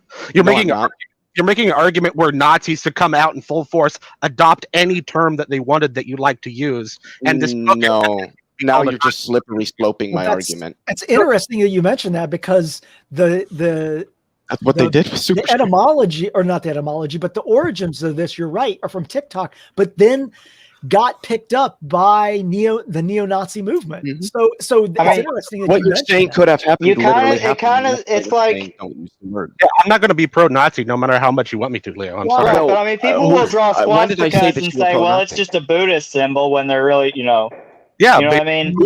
Like using the symbol, they do. Right. It is. I'm talking about people who are not Buddhist or Hindu. Well, yeah, it's Hindu. If I had the swastika on the wall and I said, it originally wrong. There are Buddhists. I lived in Korea for dude. over 13 years. I'm not saying I'm not talking about actual Hindus and Buddhists. I'm talking about people using that as a cover to say it's okay. Swastika originated with Hinduism. I know. Yes, No, Ham. I'm talking to Will, who apparently doesn't know his history, just like he doesn't know his sociology. I mean, I can make the exact argument you just made to me to a That's an boot. ad hominem attack. Is that a fair way to argue? No, it's not. It's a fair analysis of your obvious misunderstandings of these It's not- complex okay, so subjects. why do Buddhists use that Anyway, word? what did you say, Cerberus? I'm saying I could make your exact argument to a Buddhist. What exact argument? The exact argument that they're still using a symbol that was adopted by Nazis, therefore making harm. Well, no, that's not the argument that I meant. I didn't actually get to make my argument because I had to tell somebody Yeah, that the was- actual origins Why of are the swastika. if Buddhists What I aren't was related saying to is that if Hinduism- somebody had, what I was saying is that if somebody had a swastika on their wall, of the swastika flag, and said, "Oh yeah, it's just a Hindu symbol. That's why I have it up." Right, but an actual Nazi I mean, flag. sitting here, most people are not going to get that from you. So you're assuming that the term super straight doesn't have any of these immediately negative connotations that one is going to assume right there when it does. I'm not assuming that, right? I'm here trying to get rid of those connotations, and you're here trying to keep those connotations. No, I'm not saying that they need to be kept. I'm saying that they're intrinsically there. Well, then stop enforcing it. I'm not enforcing anything. I'm pointing out that they exist. Well, yeah, I'm trying to To use get it in me- a sense where they don't. Trying to Yeah, get but it, that's guys. too bad because the connotations are already there because you're using it. We'll continue to reinforce the The connotations. only way to get rid of the connotations guys, is to stop doing them. I think Amy wants to break in. All right, okay, Well, let's all right. let's just go back to the original, just like zombies. We're going back to the original attack. I think the right thing here would have been, so you say he doesn't want to be called transphobic, which I understand. You have a preference. You If don't, you don't want want to be called a Nazi, called don't this. hang a Nazi flag on your wall. I don't care what you mean by it. That's not what other people are going to think. Simple as But- that.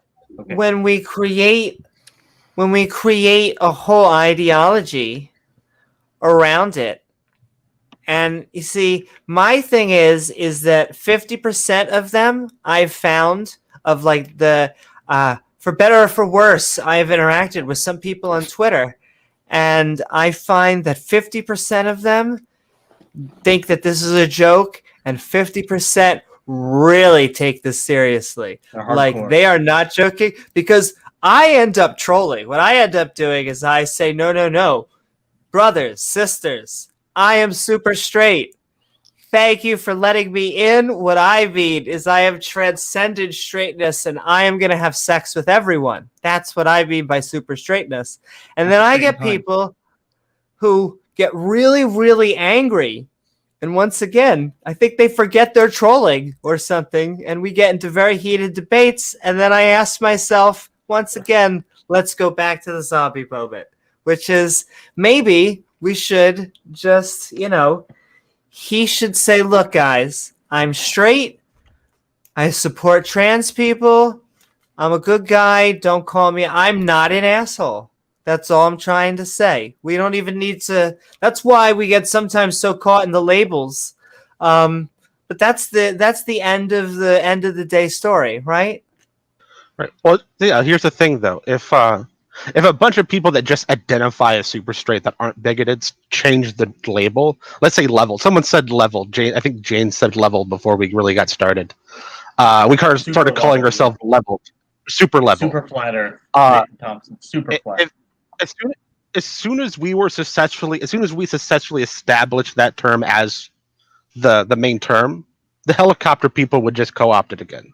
So I don't care if anyone thinks it causes harm because other people take something and do something bad with it, right? Guns don't cause harm. People that use guns cause harm. That applies to all sorts of things, right? I can drive a car perfectly fine, but you're not going to assume that I'm going to drive that car into a preschool. Just because people do, doesn't mean But when you've got the gun aimed at the preschool, we don't want to take it away from you. that's the problem. So like if someone comes out and has a Nazi flag on their wall and says, death to all black people, and then says they're super straight, then feel free, right, to assume they're a bigot. But see, Do let you me know what a test dog your whistle serious.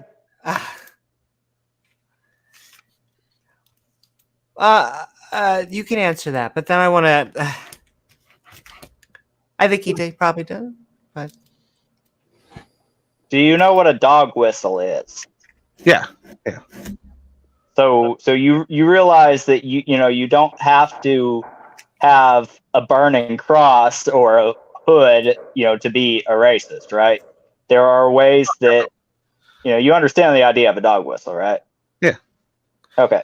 Well, kind of. I mean, it's a little confusing because the idea of a dog whistle is that it's basically secret language. But then Has to be supposedly, intentional for it to be but true. supposedly everyone knows the language, which confuses me. Right. Well, it gives you plausible deniability. You can say, "Oh no, he wasn't being racist. He was just talking about, illegal immigrants. He wasn't saying that all Mexicans are rapists. He was just talking about the illegals, things like that."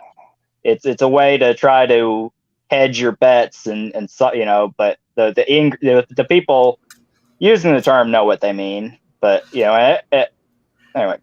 Yeah, that's why it's called a dog whistle. Leo might be able to explain it better than me. It's supposed to be, you say something that doesn't immediately come off as racist, but people who are racist are going to know that it's racist. So only they can understand the intent with what you said, kind of like a dog whistle. Only a dog can hear it. You blew the whistle, but we can't hear it. Dogs It has can. to be the intention of the person that said it.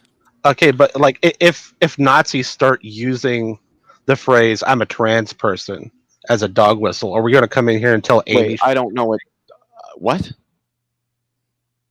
Use trans as a dog? I'm confused. Yeah, I think this is an argument from absurdity, or kind of. Right? If you're going to say you can't do or use something because it can be a dog whistle, I didn't say that. I was just explaining what a dog whistle was. I think that's where we were kind of going to. I wasn't. I was actually getting ready. I wanted to try to make a point really quickly, if I may. So sure, Leo, make a point, but then I want to ask a question, and then I think Randolph just joined us. So Leo, ask your question. I assume Cerberus is going to have an answer, but then after his answer, I want to ask a question. So Leo. All right. So, and I'm going to kind of go round robin here really quickly. And it's going to be quick. Jason, I'll start with you. If you saw a Confederate flag hanging off the back of somebody's pickup truck, let's say what would be the first three things that come into your mind about that person? Honestly, genuinely. Well, I live in Idaho, so I see this all the time. Trump voter, somebody, a white person, like a white guy, Trump voter, less educated, probably a little racist. Yeah, or at least racially biased, if not full on racist. Definitely, more likely than not to be racist. Yeah. So awesome, Pat. How about you? What would the first three thoughts come into your mind? I would start with racist. I would start with usually white pride, white nationalist in there. And then I would also be considering, ethnocentric as far as their own identity, if they're European descent. Awesome. And I'm going to go to somebody who I expect might give a different response. Will, what about you? What would be the first three things to pop into your mind? Personally, that's an ad hominem attack right off the bat. What do you mean? What did you not just hear what came out of your mouth? What statement did I make against your character? You presumed that I would have a different answer than everyone else. You tend to have different socio-political takes than other people in this room. I think it's a fair assumption to make. What were you insinuating? I was insinuating that you might say, I don't think that, they would necessarily be racist. That wouldn't be something that I just assumed that the first three things that you would assume might not be, racism. I think this is the biggest problem. This is my problem. Anyway, do you want to give your answer? Because I really don't want to draw this out. I'm giving it right now. Amy, I'm giving it right now because you're not a very fair arguer. You don't argue fairly. This is not an answer to my question. That's your opinion. We can discuss that later. Did you have an answer to my question, or should I just go ask somebody else? I do have an answer to your question. Right, so let's hear it. I would ask them why they have that flag, because I don't make presumptions about people until I know why they do a thing that they do. Okay, yeah, but I'm not the serious interlocutor. Anyway, Amy, what would be the first three things you would presume? That's my serious answer. How is that not serious? That's exactly how I live my life. You said just a truck, right? See, this is complicated. Just a truck, or anybody if they had a Confederate flag shirt, a Confederate flag tattoo, a Confederate flag hanging out of the house. I just use for a lot of reasons, but I would ask the individual why they have it, and then I would judge them based off their answer. I thought I asked Amy. Oh no, Confederate flag. That is more complicated. Someone that has been sold on the South will rise again. See, I don't know. This is complicated. I thought you said a truck, and then I was like wings. But the Confederate flag. I have so much Union pride in me. I'm trying to fight this because I call it jokingly and lovingly the loser's flag. Woohoo! I still love you, my Southern brothers and sisters. I love your barbecue and all that stuff. I just wanted to get the point that I asked that was, most people who fly that flag are going to deny being a racist, a white nationalist, a neo-Nazi, all the other connotations, negative connotations that come with that flag. Not everybody that flies that flag would necessarily be a racist or even have racial biases. But there's a reason that we presume that, and that has to do with the connotations applied to it before we're in that situation, so that once we are, we take those connotations and we utilize those to make the assumptions like, oh, this person probably would have some hot takes if I asked them about immigration, and they'd probably be all about building the wall. There's all sorts of connotations, even if those connotations aren't true of really even any of the people. This is the point that we're getting at with SuperStraight. You might not mean something negative, but it's not necessarily always about what you mean by something. It's about how other people take it. And it's an obvious fact, whether anybody agrees or not, that the Confederate flag has negative connotations attached to it, regardless of whether those connotations apply to the person. It's the same thing with the SuperStraight, with the word SuperStraight. I just want to say, remember, we had 4 years of a president who was a master at this. He was a master at dog whistling, of saying things like, hey man, Jews will not replace us. There's good people on both sides. Like he was a master at this, at these types of dog whistling. Like when somebody asked him, like, what are your thoughts on David Duke? And he was like, David Duke, who's David Duke? I don't even know who that is, or like saying Proud Boys. What did he say? Stand up and stand by, or like stand back and stand by. Yeah. Stand back and stand by. Can I say something on that just really, really quickly, just because I think it's something really important, is that everybody said, oh, well, he didn't mean, what everybody said. But the funny thing is that the Proud Boys and the Boogaloo Boys and the Oath Keepers, they took it as that. They were literally out there on social media like, know what this means, boys. And everybody's like, oh, no, but they all the soft conservatives like, they don't mean that yet. Let me just say this one thing, is that I want to be fair about this, because I understand that this is a nuanced topic, and that like everything that is said that may be perceived as a dog whistle may not be intended to be that. And I understand that. But I just want to note that our society has gotten really, like, it's very complicated on these particular topics. And like there are facets and groups of people who are taking advantage of this and like are using these subtle dog whistles to rally their bases who will pull behind them. And so I feel like that the SuperStraight thing, I'm not saying anything about I don't know how you say it, Cerberus, like the dog. I'm not calling out anybody. And actually, I like Will. I'm not calling Will out. I think Will has good arguments. I like his Calvinist perspectives, even though I'm an atheist. So I respect all you guys. But I think we all would agree that these issues of these subtle dog whistles are really important to have the discussion around. And the SuperStraight thing kind of seems like it could be that. And so I just be objective when you think about that stuff. Oh, yeah, I agree. I invite you all to join me to fight against these connotations and take power away from the white supremacy. That's one of the things I wanted to comment on really quickly, just to kind of wrap up the broader point that I'm making. Is I don't think that Cerberus is like a bigot or transphobe at all. The point that I'm getting at is that nobody's saying that you can't use the term SuperStraight. Just like nobody's saying that you can't fly a Confederate flag. At least at the bottom of it, all we're saying is that, look, there simply are negative social connotations attached to these things, and you need to be prepared to face those, even if they don't really apply to you. And I can understand how it can be frustrating having to deal with them, but even if you fly the Confederate flag, even if you really are not a racist, I mean, there is a sense where I really don't, in a lot of ways, feel sorry for you, because we all know what those negative connotations are, and in both instances, even with SuperStraight, I would say that they run pretty deep. That's just how the vast majority of people interpret it. Oh yeah, no, I'm totally fine. And so, can I ask you some questions? Service, Sure. given like 100%, we're filling up a bottle of serious and not serious. How much is serious? How much is not serious for this position? Is it okay? So let's parse Like that you out. could go 50-50, you could go 60-40. Okay, so I'm going to give the long answer first because I think the short answer would make it confusing. Okay. The long answer is that I match the definition, right? This simply to a T.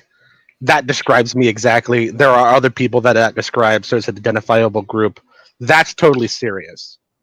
I'm not married to the term. Like, if we wanted to call it leveled, I'm fine with that. I just don't think anyone's going to know what that means. But the short answer is it possible to fill up both bottles all the way? Because I think it's also fun to talk about. Okay. I almost see that like a 50-50. I mean, you don't have to identify with every maybe label 100. that describes you. I mean, I Exactly. would be classified as Aryan, but I'm not going to call myself Aryan because of the racist connotations, you know? Wait, are you Iranian? Well, no, I mean Aryan is in the sense that Aryan. you know, I should say Aryan. Aryan. not Yeah. Iranian. right. And Iranians are Aryans. That is the Caucasus Wait, Mountains. Right. What? Well, I'm not Oh, talking yeah. about Indo-Aryan or the actual The actual Caucasus term. Mountains. You just mean blonde, white, blue Right. eyes. I'm saying Yeah, I blonde hair, have blue eye. the right, but I'm not going to describe You're- myself as, you know what I mean. Yeah, there's a lot of terms that apply to Um, me, and I'm not going to use them because of the negative connotations. And so I just had one more follow-up question to that, which deals with the serious. So you're not trying to push like, I want to get super straight on forums, so I could get super straight forums, or it's just this is Look, so how much of a movement, I guess, is this? How much is this is the TikTok video, and I'm just it. You're saying it fits me, so now I should almost ask more questions on that. But feel free. I mean, I'll try to answer all of them. But so my day is really full, right? So it's not like I have time to try to enforce this term. If there was a button I could push that would make it legitimate to everyone, and you could start forums and stuff with it, I would. I mean, do you think it might also be harmful to straight guys who are dating trans girls and don't want to be seen as less straight? I mean, we were just making the argument in here that these labels will apply to you whether you like it or not, right? Right. So But what I I'm mean, saying is, maybe so they might not like it, but I'm not sure how to fix that for them now. see, I would say it's not that I like it; it's that I'm gonna call you straight, and it may offend you that I don't call you super straight. Oh no, it won't offend me. It's Well, then we're it's almost good. Can I say something really quick? I mean, yeah, sure. And I really don't want to do it because I do like Cerberus for the most. I mean, for the most part, we get along. We do disagree on some things, but you said that you weren't really wedded to the term. I have to be honest. That does seem somewhat disingenuous, at the least, because you've been defending the term and its use pretty hard here. Well, I'm been defending the definition. That's why I keep on saying I fit the definition. I defend the term as in it. There is probably space for it separate from just regular straight, like just the term alone. Yeah, like other. I would change. I would use a different term if there was one that people knew more that had the same definition. There just isn't. But you don't think that just clutters things up, just makes Yeah. more shit to put on a... I don't see why we need to differentiate between a person who is attracted to women, just trans women and cis women, and a person who's attracted to only cis women. Just say you're straight. I mean, that to me, that distinction really needs to be made when you're face to face with a transgender person, and you need to communicate to them before anything moves forward. But using a word, are we going to add to it? Using a word to elucidate the fact that you only prefer cisgender women, it just seems trivial to me. It not just trivial. That's not a good word. Superfluous. It seems very superfluous. But yeah, if this was like 1991, I would say it's just clutter. but we seem to establish more groups now. Like now there's The definitions keep changing. now Yeah, there's but I trans don't think that women and means we need cis to women. establish a group for everything. So you could have super not quite straight, which means you're only attracted to trans women. That Right? have actually transitioned. Oh, maybe. Right. I'm not going to speak for the non-existent group so far, but I mean, there are people see- that are attracted mean- to only trans women.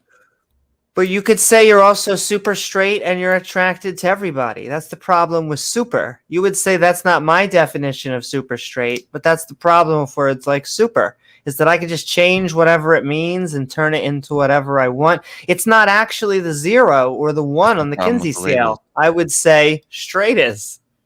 They Well, keep changing. well, yeah, The but definitions keep changing. yeah, but you could do the same thing for any term, right? I could just redefine what straight is. Can you, though? I mean, you Yeah. can, but you would just be utilizing a connotation that's nobody's going to know about, and people probably aren't going to Yeah, use. so that's why I'm using the term super straight as it is, because people seem to be aware of it.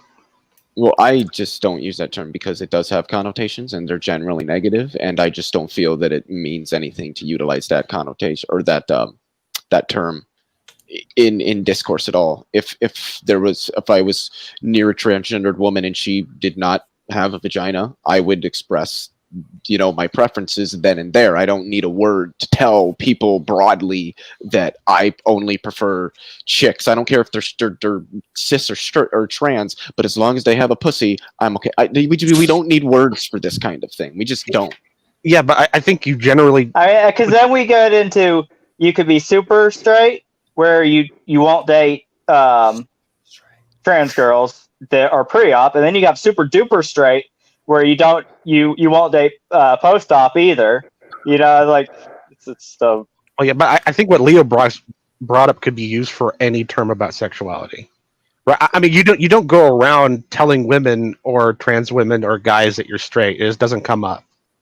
It only comes up when it's pertinent, and that's the only time I would use super straight. Yeah, but in a broader sociological context, I mean, heterosexuality, because somebody who's super straight are you super heterosexual? No, you're a heterosexual person. So broadly, and this would play into the intersectionality. When we're doing social analyses, we need categories. People try to call them these labels. They're not really labels. They're categories. They're descriptions of people. If you meet this description, you fall into this category, and that's very just important in every subject, from the hard sciences down to the So what soft category sciences. does Severus fall into? Heterosexual. He's straight. He would fall into heterosexual. So I mean, we can say that. We can say the same as straight. Do we really need to mention that? Well, technically no, but in a broader sociological sense, the classification of heterosexual has meaning where There are a lot of we're men. making a differentiation between heterosexual and this super heterosexuality serves no purpose. And I think Will there wanted are to men make who a point. identify as straight but have sex with other men.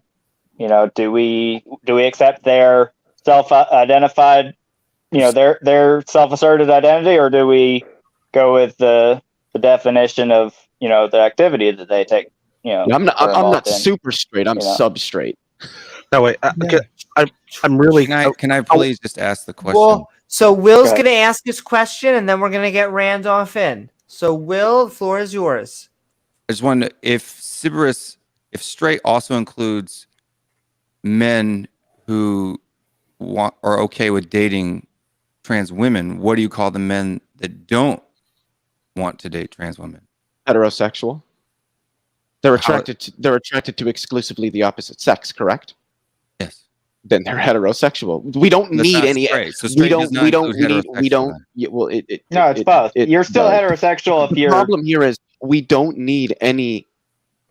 Adding the super is it's an extraneous qualification. I'm trying to just figure out what I am, for crying out loud. Differentiating between somebody who's straight and somebody who's super straight is a meaningless distinction to make that serves no broader purpose other than, at least as we've seen, and I don't think anybody would disagree with this, trolling trans people online. Which That's not what I'm saying. You're using my words to argue a different argument. No, I didn't say that you were necessarily doing that. I was simply. I asked you a specific question. Never mind. Why are you talking about something else? What was your question again? if us. straight includes both cis men who will date and not date trans women, right? And so heterosexual also does that. It's the same thing. Okay, so what do you call people who aren't interested in trans women? Why do we need a They category are for them? heterosexual men. Yeah. Because there's a who difference. don't- You've already said that there are two So- types of women. There So are well- trans women so- and cis women. It's So, meaningless. that's like distinction. asking, what do you call men who won't date?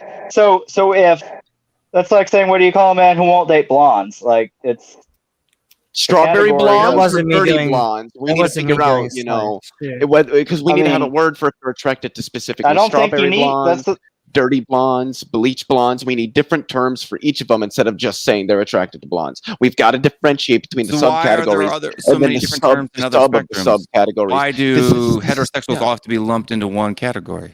Well, because wait, no, hold on. Holy shit, this is insane. Do you Well, not know how How is it categorization insane? works?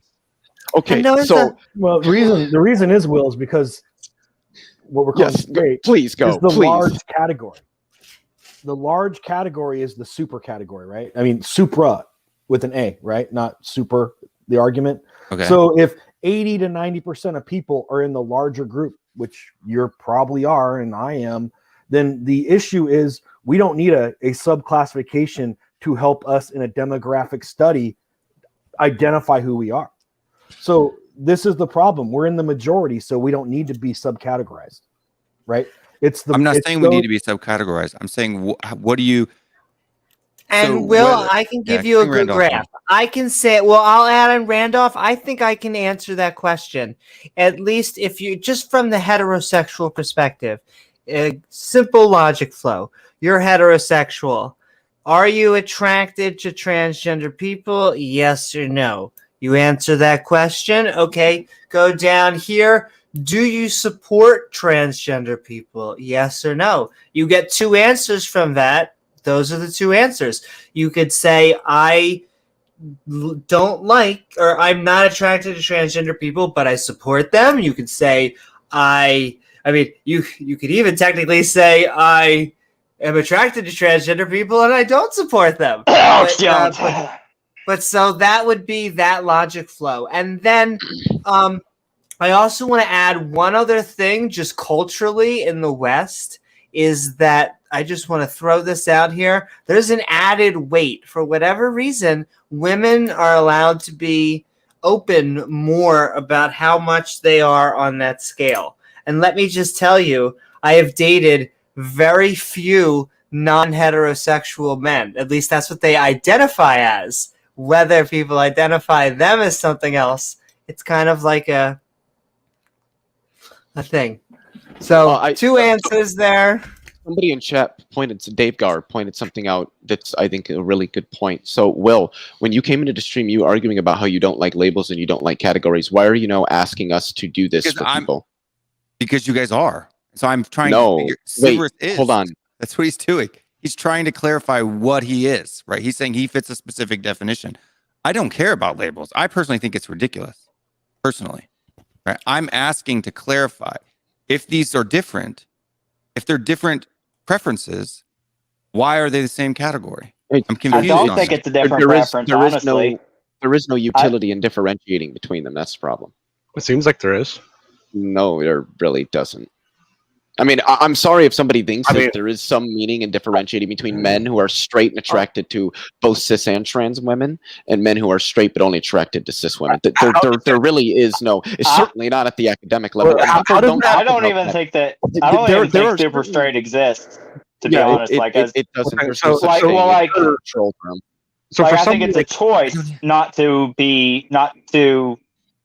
I think you can make a choice not to. That's the thing. I don't think you can make. Let me say, if you are attracted to women and you see a woman who is attractive, it fits your, and you don't know if she's trans or straight. You don't have any choice, or trans or cis. You don't have any choice of whether you're attracted to her or not. So I really don't think that these super straight people actually don't feel the attraction. They're just making a choice not to act on it, and that's fine. You can make your identification based on what you choose, but I'm just saying I don't think personally. I'm not convinced it's even a thing. I mean, Yeah, it's not even a real logically. what would thing. it matter if you It doesn't were- matter. That's what I'm saying. What would it matter if you were a man and you weren't attracted to a trans woman and you were termed straight and then there's a person who terms themselves straight and they are attracted to a trans woman? Like, what if you happen to be both considered straight?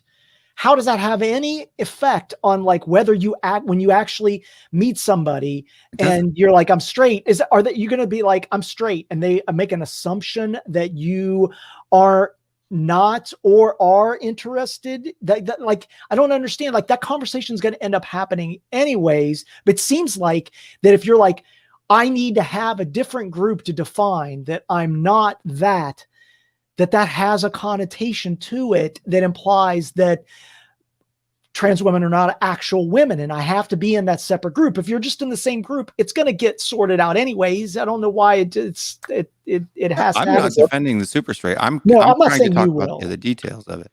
Yeah, I'm not And saying you will. I'm just saying and I generally. I just want to Yeah, interrupt you guys. I'm going to bring in Randolph and DeFreak. I do not mean that women have more of a range. I mean that women are a little bit less destigmatized. I want to I would love bisexual men to be destigmatized in Western society. Yeah, that needs to happen. I think we're getting there though. Yep. And okay, with that, Randolph, we have been Midnight Ranting on Super Straightness. I hope you're doing well. And what are your thoughts about the debate, the topic, or anything we've been talking about tonight? Oh, this topic. Wow. Hey, Randolph. Hello. Hey, Hello, Randolph. everyone. I'm bracing for the superphobia. So I looked up super straight a few times, and it's always the same. Urban Dictionary comes up first for me, and they define super straight as a sexuality preference where a cis person is only attracted and or wants to date other cis people. So that would be someone who identifies and has all the biological makeup of a gender, or I guess a sex, they were born. So this, of course, I think the people who are coming out and making a big deal of it and proclaiming that they're super straight, many of them, it seems to me, are pushing some bigotry towards people who've transitioned. And to me, this amounts to bigotry against a person based on their past, who they used to be. I definitely am in support of people transitioning because I think it's important for people to have the option to freely live as who they feel that they really are. So if you feel that you're of the opposite sex, and we've got the medical technology these days to support the transition, then this is actually good for people psychologically. I don't have a problem with that. Myself, I'm straight. This would not be a showstopper for me, but I'm also happily married, so I have to really think about it if I'm going to put some thought into it, because I'm just I'm addicted to my wife. You could say we're deeply in love with each other and have been for close to 30 years, and this just hasn't changed at all. So like the state of love continues. So it's a good relationship. When I was a child, I guess teenager, my late teens, I had my introduction to pornography was Playboy magazine. And Playboy magazine was consistent with satisfying my sexual orientation of being straight. They depicted women very beautifully and with a lot of class and dignity compared to the other pornographic magazines, and which some of my friends in high school showed, and they're showing people in acts of sex and whatnot. And I just did not find it interesting seeing men in the pictures. I just only wanted to see the naked women. That was it. So for me, it didn't make me feel disgusted or anything like that. It just wasn't interesting to me. Yeah, exactly. And that's consistent with my orientation. So that's just the way it is. And the way I see it is everybody does have the right to be whatever sexual orientation they are. Now, if it's founded in bigotry, then I think psychotherapy is probably well justified. That's where I'm at with this. I'm curious what your thoughts, Amy, and anybody else on what I've had to say here. Oh, and I also, with Will's question earlier that, or Will's answer earlier to Leophilius, I actually agree with Will. I think that just finding out why a person's carrying Confederate flag, asking them why, is a really good idea. So it's the right approach. Yeah, don't judge a book by its cover.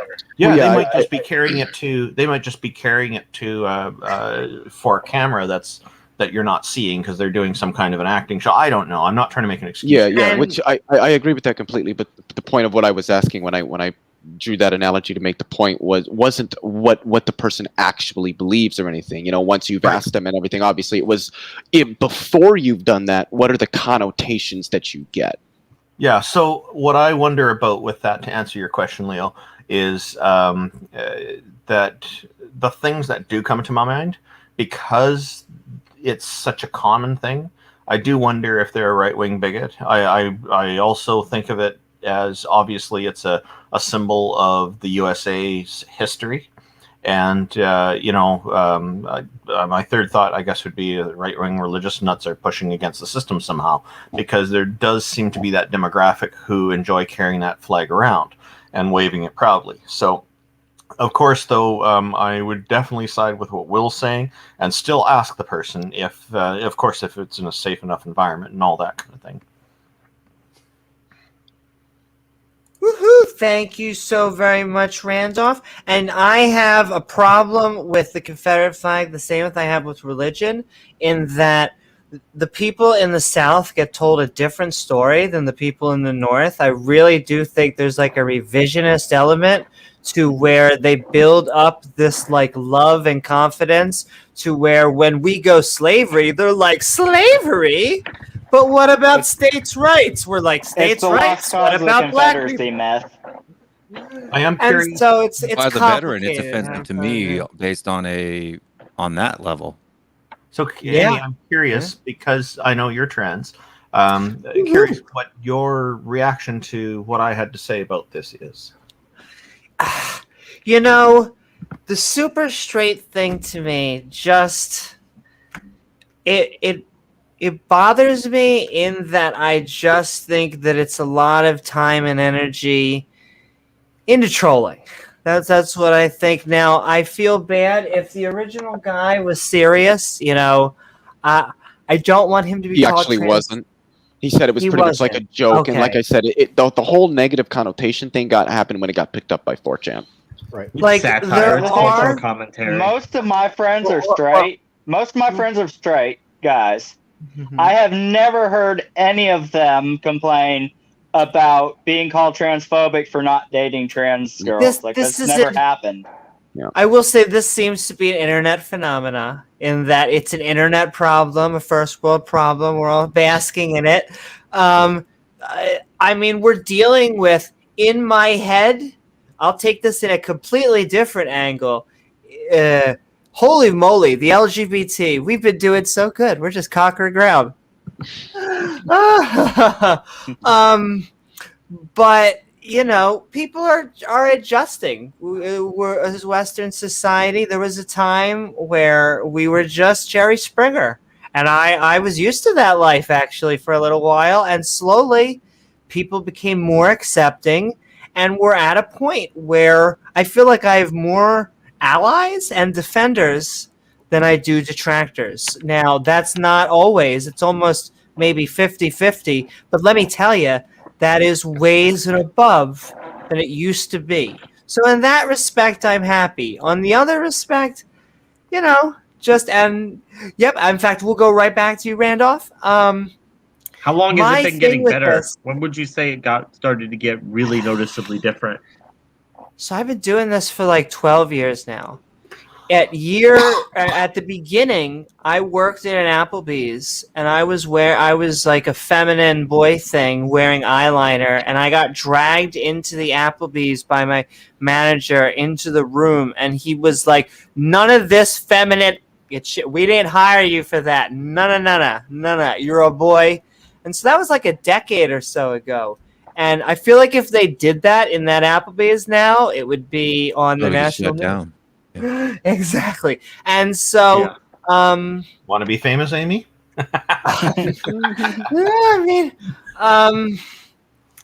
So funny enough, that's how I met Amaretto at that Applebee's. But it has slowly been gaining. There are pockets. It depends on what state you're in. Obviously, it's getting. But even in the red states, there are the urban cities and everything.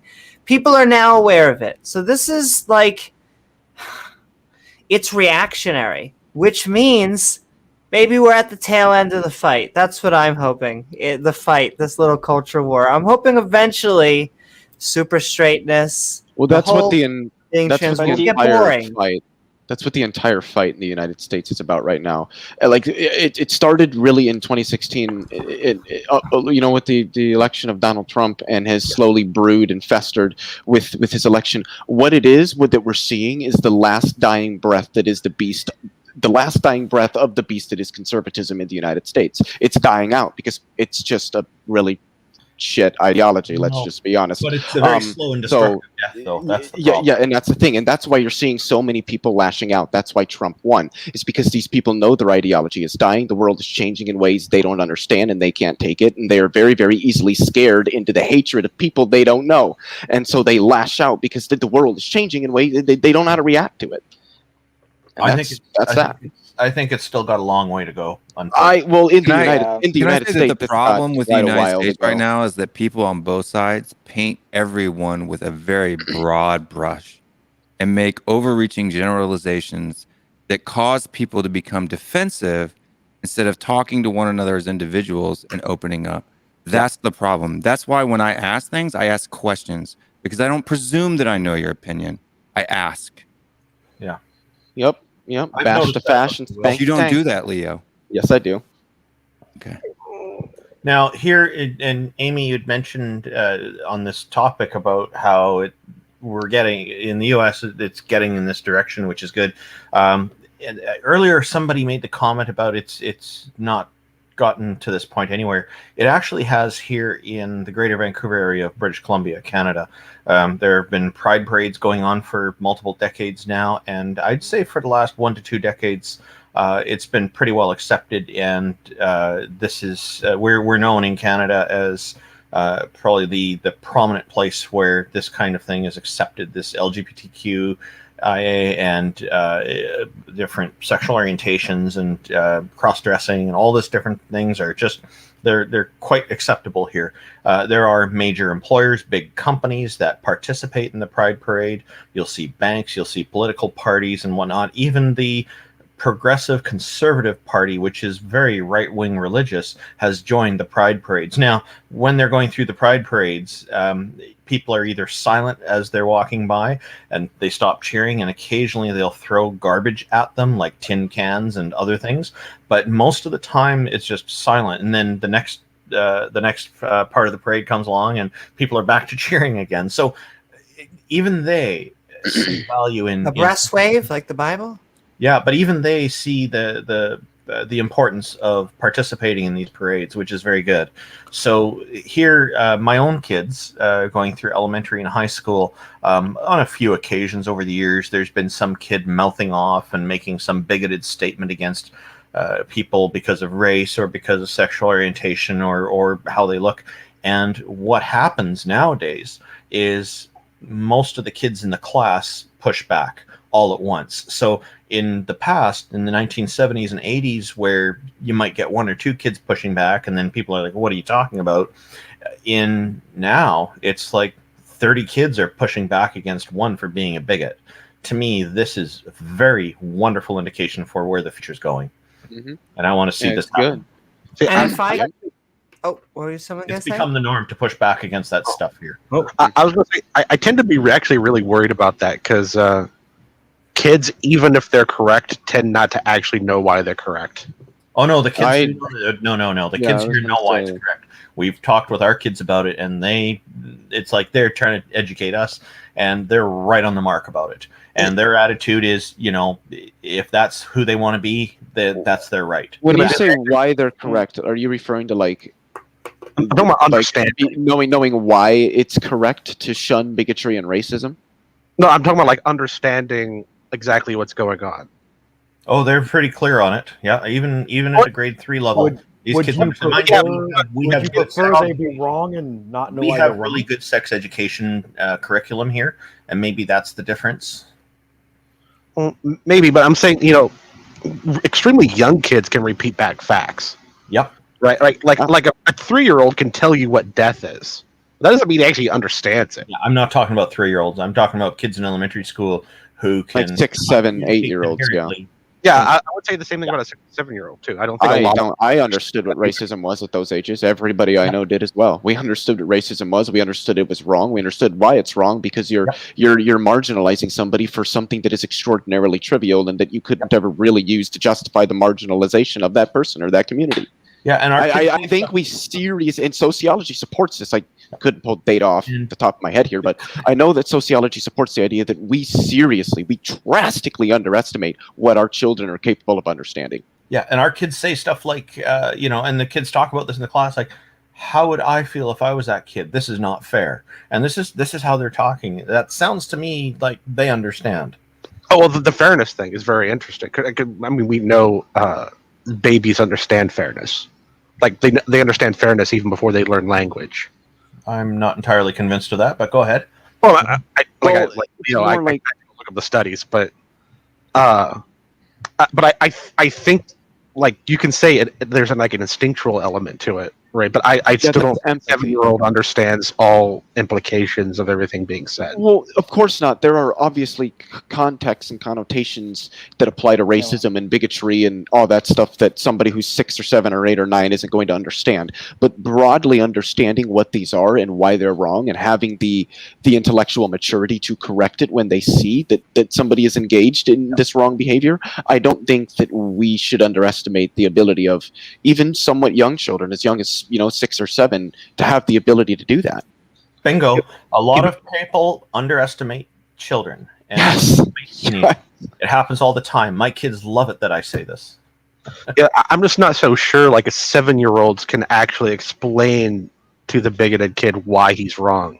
I think what's most likely going to happen is you're going to get a lot of kids ganging up on one kid, and it's just going to solidify him where he is. I think the views of children reflect the views of their parents. Right, they're pushing back. Yeah. They're saying, this is not acceptable. Why are you doing this? They'll even ask, why do you have this attitude? And then the kid will say, oh, because the color of their skin, or because this is weird, or whatever, the sexual orientation. And then the kids will start discussing, say, no, that's not weird at all, or no, that's wrong. They can't choose the color of their skin. Why are you talking like this? This is kind of how the conversation. Well, if the pushback is gentle, right? I think that would be fine. Let me ask you a question. What but it's not violent. Even what if the pushback's not gentle and the kids just shun the other kid because they're spouting bigoted and racist things in classroom? They're actually, some are doing the shunning and others are like, no, you gotta. They're trying to get them to comply. Randolph, what I'm saying is even in the worst case scenario where there is shunning and kids are being ostracized because they're projecting bigoted and biased things to other members of the group. Yeah, I understand it's problematic within a societal situation, but the issue is the kid's still exerting the behavior that is antithetical to normal social. A kid shouldn't just be allowed to say whatever they want because they're projecting hurtful and racially, if it's a racial issue, racially insensitive thing to other members of the class. There's no reason other students shouldn't put up with it. Now, I agree that it should be dealt with in a way that's constructive, but even if it's not dealt with in a constructive way, there's a reason that kid's saying those things. Oh, and usually it's because their parents harbor those attitudes. Right. So exactly. That's what I'm trying to get at, right? So if a kid's a white supremacist because their parents are white supremacists, right? If the whole classroom just gets extremely angry with him and then shuns him, he won't actually have any influence from them. Right? His only real influence will be his parents. He'll just stay a Nazi.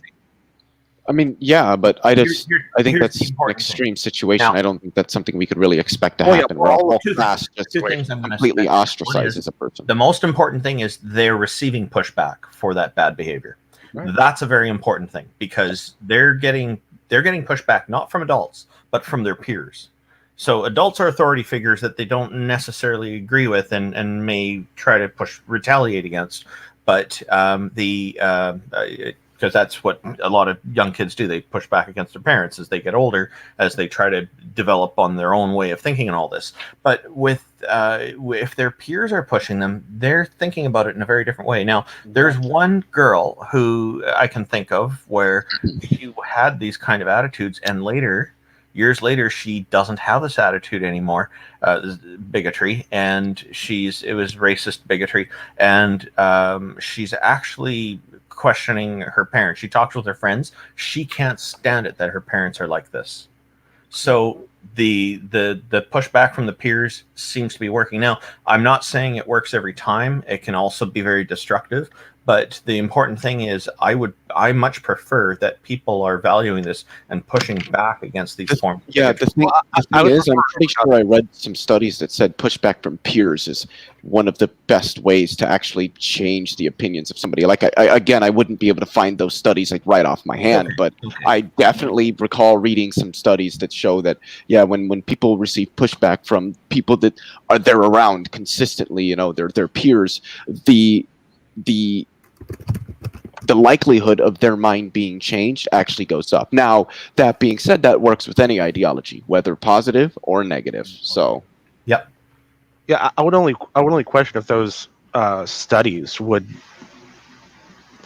show the difference between the kinds of pushback they're getting. And Right, yeah, there's also remember. a cultural difference between Canada and the U.S. Yeah. In question- Canada, Right. things like religion and politics and things that are very strongly contentious in many parts of the U.S.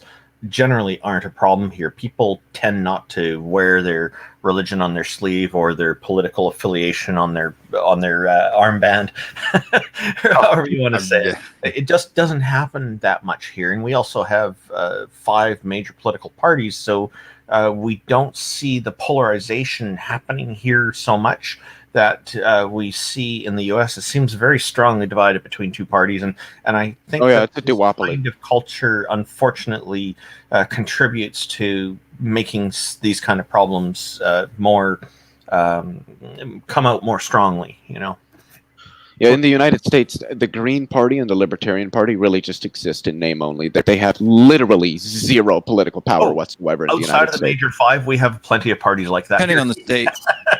Yeah. But Green is one of the major ones now. But that's the thing. I think the Libertarian and Green Party have just the wrong tactics because in the American system, I don't think so at all. I think But, I think our duopolistic system is designed to shut them out, which seems pretty evident. On the Well, federal the level, way yes. the but way not on they're the Two doing state level. broad camps, the broad left and the broad right.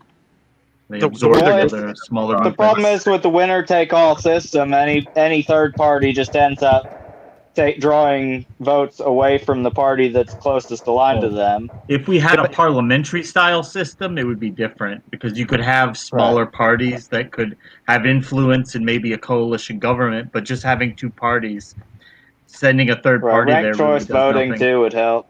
Yeah, ranked choice voting is the way we need to go. is the 2 parties is basically like trying to compare it to like Canada is the coalition parties, right? Because these 2 broad parties have subgroups that argue over who gets to control the party. That's what I'm saying. The Libertarian and Green Party shouldn't try to be outside the system. In the American system, they should be inside the system. I What do you mean apologize if be I outside? And they do, but they end I up getting didn't mean to pushed derail out by the middle. I didn't mean to derail the topic into politics. I apologize, Amy. I hear you. Let's try to get back to the other. No, and I'll. The funny you say that, James and I have a kind of made up just policy. We do social politics about 10 to 1 with religion because we don't want to offend people. And okay, with that, That's awesome. we are We have gonna add somebody in the back. we are gonna add in Oh, boy. Simos from Shut the milk, Randall. Simos. Woohoo! We are Midnight Ranting on being super straight.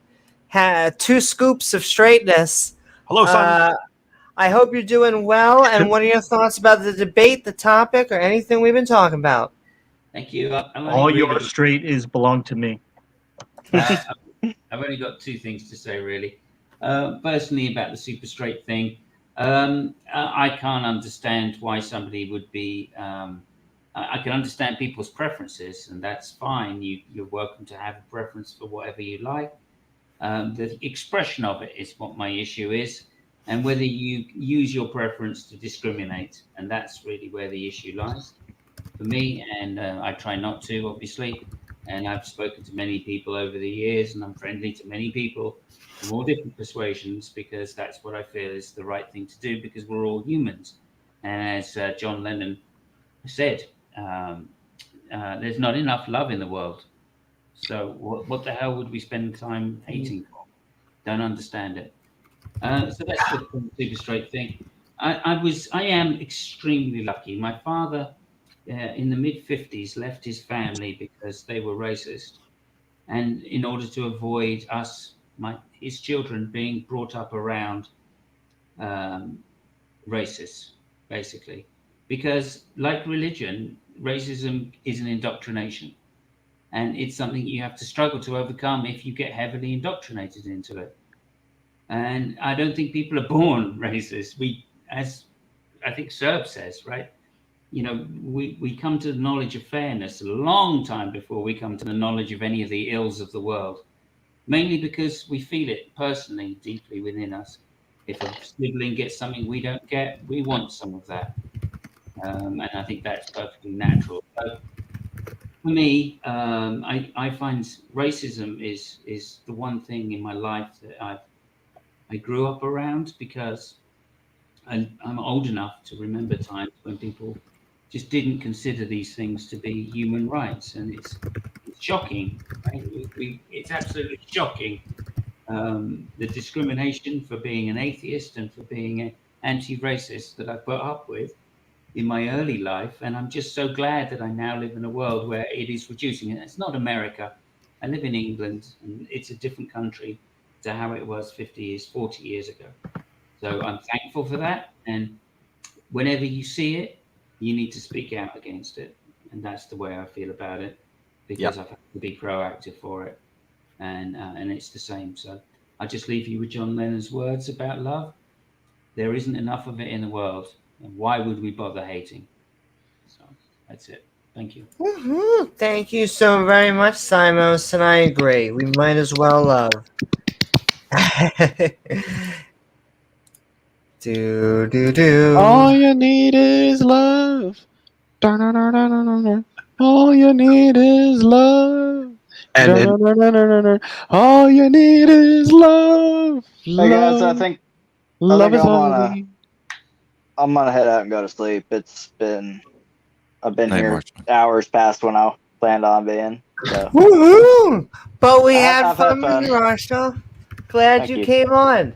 Peace I'm out, about to Marshall. fill this up with like 18 innuendos, so get off while you can. Okay. Be well, buddy. Bye-bye. Woohoo! Have a good night, I'm man. coming somewhere. I And reached for that one. I hope that guy keeps coming around. He's got a lot of good stuff to say. I think in typical He Cerberus does. fashion, I want to take what Simon said and say, don't hate me for my super straightness, because I love you for who you are. Love wins. Are you about to make a Maybelline commercial for SuperStraight? No, I would say that was joking. That was a So John Lennon said that after he went to stay for a weekend. I'm so he straight, said- I'm gay. you transcend straightness. Circle back around. Amy, I had a quick question. I've noticed that there are some straight people who do not want to date someone who's bisexual. I don't have a problem with it myself, but this does seem to be a thing that's been around since before the super straight term came up as well, which kind of is a bit of a parallel to this, I would think. Right. John Lennon said that in relation to being asked if he was gay. And he said there's just not enough love in the world. So he refused to answer the question because he knew that if he said yes or no, because he's a leader and an icon in his generation, that it would be taken the wrong way. So again, that just shows you the fortitude we have to have in face of bigotry and low standards. Amy, I have a question. Sure. I may have So an answer. it's actually not my question. It comes from Shane the Skeptic. I copied it like 25 minutes ago when he asked it, and it was for the panel. Do you mind if I ask it? Absolutely. And I posted it in a private chat as well. Question for the panel: do you view gay as same-sex attraction or same-gender attraction? I would say that it could be either. There are people who are attracted to male as a biological sex, regardless of how that person expresses it. And then there are people who are attracted to the masculine gender and the things that we normatively associate with masculinity. I know people who are not gay, who are men who are not gay, who know femboys, men who often dress and act quite, effeminate. Nothing wrong with that, by the way. And they say it, I'm kind of attracted to them. And it's not the fact that they're a man that they're attracted to, it's the femininity that they're attracted to. So there can be a difference between being attracted to a sex and being attracted to gender, despite the fact that there are also at the same time, obviously, correlations between the two. Yep, I agree, because I view mostly as I use sex as a pinning, just like I think Vosh said in the debate. I believe sex is real, and then from that, I believe you can have transgenders. That's where it comes from. I believe you actually take those sort of correlations. I just naturally want to be this way. This is what I view as a feminine member of Western society, and so that means that I transgendered. I went from one to the other of what was assumed of me, but really I just became, because I sometimes have, we often use like the getting stuck in the wrong body, and sometimes that's good, but sometimes I feel like that also gets caught up with people because it kind of feels like you're in the wrong body, but really what it is that I feel like a lot of people feel like they're in the wrong. They feel uncomfortable in their body, whether they are transgender or not, if that makes sense. And so the quest is to really feel comfortable in your body. And so it took me a while to transition to really feel comfortable and like who I was in the mirror.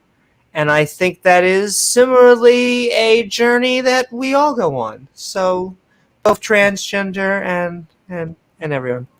Doorknob had also used Like a you really said, good you can't get phrase pregnant, in but the side that's chat. not going to stop you from trying. That's right. You know me so well, James. Gonna keep on trying. Yeah, this is one of the arguments some of the super straight people have come up with. It. Well, you can't make babies with trans women because they don't have the reproductive organs, and there are a couple of problems with that.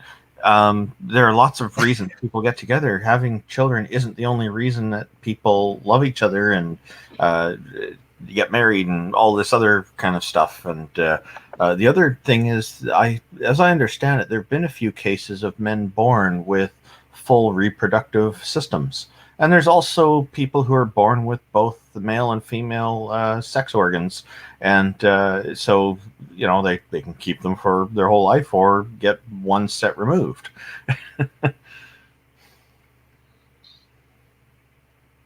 We can't hear you, Amy. Thoughts? Oh no, I was agreeing and saying thoughts.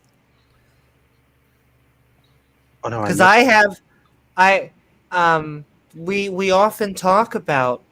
I don't normally like to talk. Well, it's like a weird thing to talk about in the trans community because everyone feels like they want to say this thing, but I'm intersex, so you can have both. I am both transgender and intersex. So there are genders in between. What you want. Can't always have what you want. What a fun time. You just got to try something. I mean, I think, this thing with, like I was saying about indoctrination, and I think it's really, really strong. Okay. I mean, it's such a powerful thing when we're children, and we just grow up to accept it because that's the society we're around.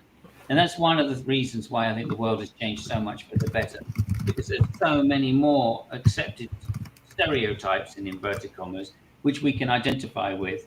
It's no longer possible just to indoctrinate a child one way and one way only. And that's just such a great thing. The internet has been a real bonus for allowing people to see other types and other conditions that we live in. And I'm just really happy that I've ended up in this world. And for me personally, I am straight, but I would like to think I've got an open enough mind that if I fell in love with somebody who was a man, that it wouldn't bother me, right?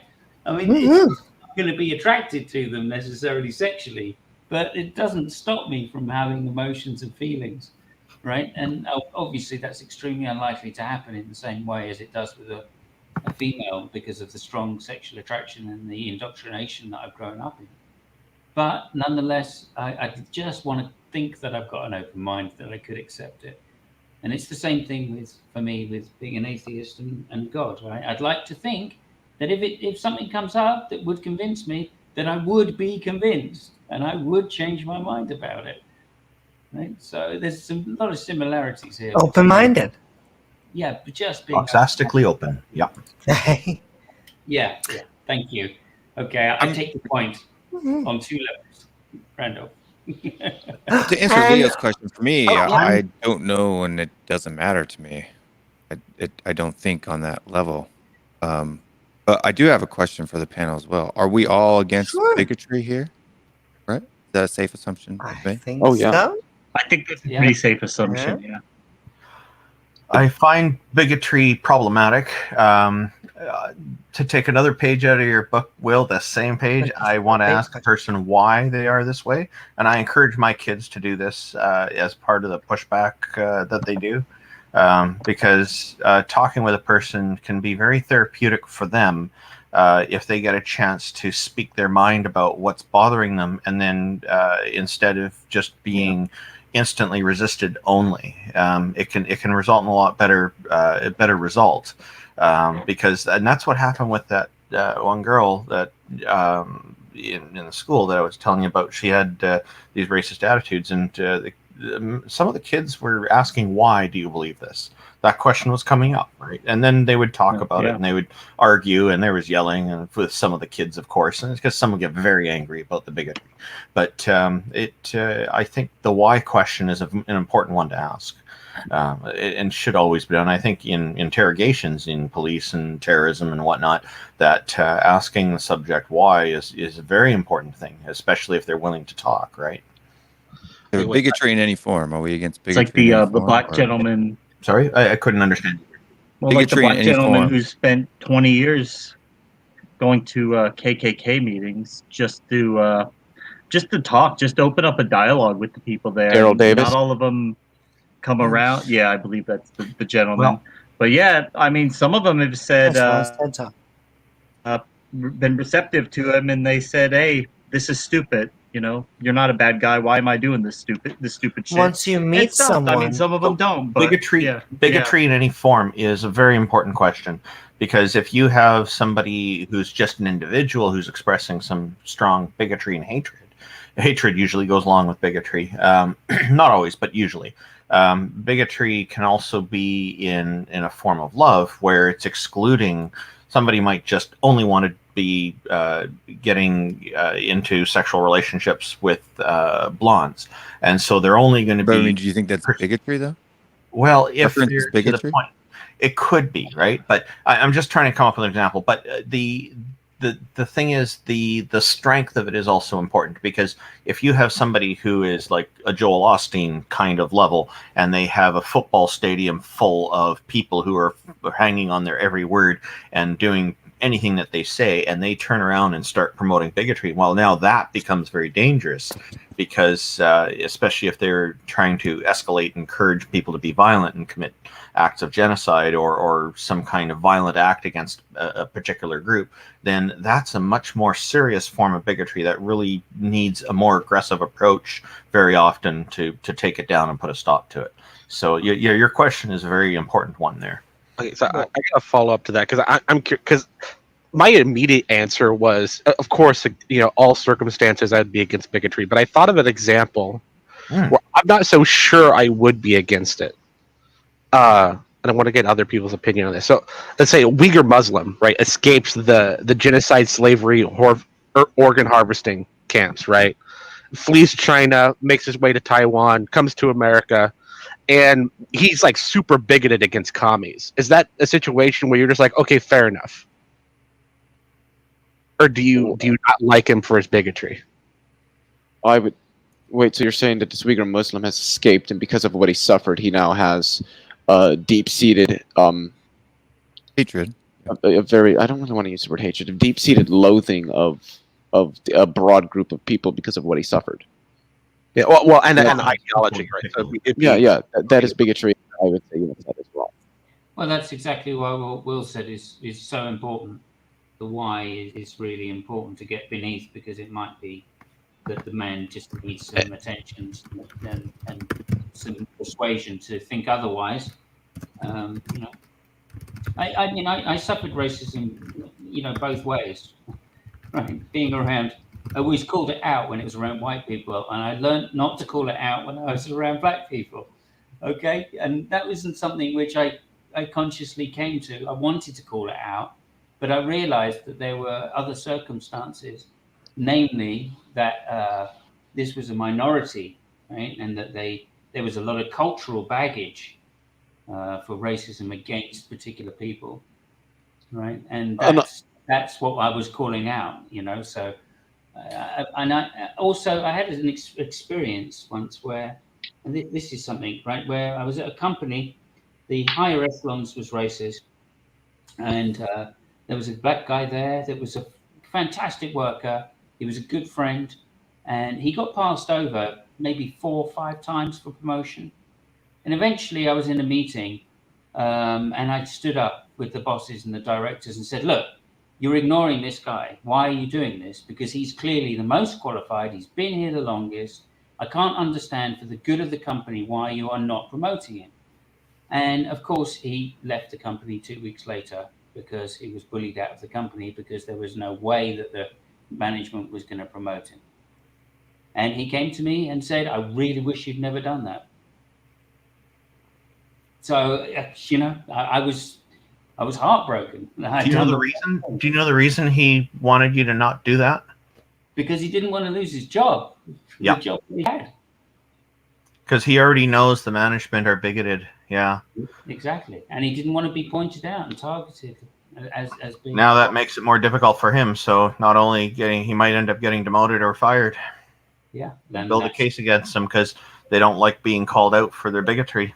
Indeed. And I did. So could we all agree that generalizations are dog whistles for bigotry? No. I mean, I think they can be. I think almost anything can be, but yeah, the why question is just so important. It's so important. Yeah. And again, I would like to hear what Pat's got to say as well about this. But indoctrination, right, seems to me a real big problem. Okay, for dogma, and racism is another dogma. To be clear, Will, I'm not comfortable with taking an absolute position against bigotry. I think I could say that I would be absolutely against bigotry, mainly because it is defined as being unreasonable, and so I think I would say any belief that is unreasonable is one that should not be adhered to. One ought not adhere to an unreasonable belief, and bigotry is adherence. It's an unreasonable adherence, or the adherence to unreasonable beliefs generally rooted in prejudice or hatred. I want to know why they have that attitude, though. There's There was a group of racists who came here to Greater Vancouver area again. I think it was about 5 years ago or so, and so I heard about them on the radio, and they were renting the city hall property outside at for the Vancouver City Hall, and it was on a weekend. So I thought, okay, I'll go down. Maybe a few hundred people will be there too. I'll listen to what these racists have to say, and then I will very likely be raising objections with what they said, and we'll see where it goes. Well, lo and behold, over 30,000 people showed up. There was no room in the streets anywhere, and a lot of people there angry and upset with them for promoting their racism. I finally did get to chat a little bit with the guy, with the whole crowd all there and the police surrounding them so they don't get beat up. And it was interesting. I asked him about our laws here in Canada, and our constitution. Our charter says that discrimination is prohibited, certain forms like racism and sexism and things like that.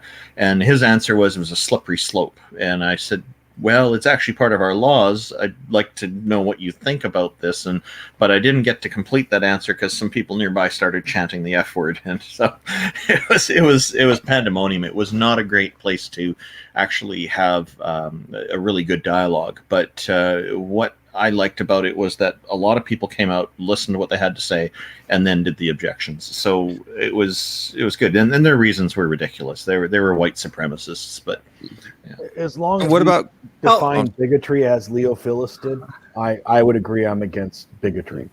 But yeah, those forms bigotry, I'm against that. As long as it's classified within a rational perspective, I think you can have if you have a rational reason to have some opposition to a group. I think that's rationalized it. Yeah, right.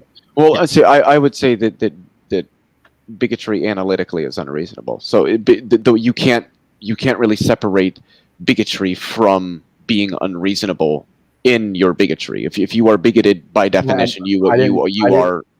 I didn't say that. No, I was just clarifying. Right. Okay, so consider somebody who's hiring people, and they're hiring people, and they don't want to hire. They want to hire certain people for the color of their skin or the color of their eyes or something, or for a particular sex. Now Wait, they do or they do not? They do, and in the vast majority of jobs, this is considered to be a problem. Now, there's an exception to this rule. If it's for an acting role, then it's kind of accepted that, yeah, you need somebody who fits the character that they're going to be portraying. So, however, usually those acting roles, when they put the call out for it, they're saying, we're looking for somebody who fits these characteristics. So, this is why I have trouble with absolutes on things. This is why the why question is... Well, see, I would just say that the fact that bigotry is analytically unreasonable means that you, sort of... to use the word absolute in that context probably wouldn't be correct, just because it wouldn't really apply to that. But yeah, if something is true analytically, that essentially means it's true by definition. So if I said, a bachelor is an unmarried man, that's true analytically. It's like saying an unmarried man is an unmarried man. So at that point it also becomes logically tautological. So yeah, bigotry intrinsically is unreasonable. Mm-hmm. And for that reason, I am thoroughly opposed to it. And what about critical generalizations? I don't know. You don't think generalizations? I don't know what you mean by critical generalization. Well, this is all nuance that we're getting into here. In general, I think people just mostly... As an example, all Christians are this. All Christians are what? Christians are... Just use the atheist. Believe in a deity. All atheists are immoral because they have no basis or grounding for morality. Amoral or immoral? I wouldn't say that's a generalization so much as I would say it's just a false statement. Actually, it's a conflation with what atheism is. I'm just like from the Christian side. All Christians are all judgmental. Christians are judgmental. I know that that's not true. I hear what do you all the time. mean? Right. But I do hear that a lot. Yeah. Here. I would ask, what do you mean by judgmental in that instance? Like if I heard somebody say that, I would ask them, well, when you say judgmental, what do you mean? He's talking about the accusation people are making. Yeah, I know. I'm saying that I couldn't consider it a generalization because the thing is, generalizations actually can have a utility. And oftentimes in many areas of science, from soft to hard, generalizations do have a utility. That doesn't mean that generalizations are good in all instances. There are many instances I think all of us can think of where generalizations are more harmful. But this idea that generalizations are explicitly harmful, I just don't think is true. Yeah, Critical generalization. well, I think this kind of hinges on the difference between generalization and universal. I'm not speaking about something that's universal. I mean, but what I'm saying is when you speak in a way to say Christians are this or conservatives are that, what you're saying there is basically a no truth or a genetic fallacy, right? There are people. Wait, what? Not the genetic fallacy. Sorry. When you're generalizing people, I won't use fallacy words because I'm going to mix them up. Making a universal generalization on somebody. When you say conservatives are this. Wait, I'm confused because saying conservatives are X wouldn't be a universal generalization. If you said all conservatives are X, then it would be a universal generalization.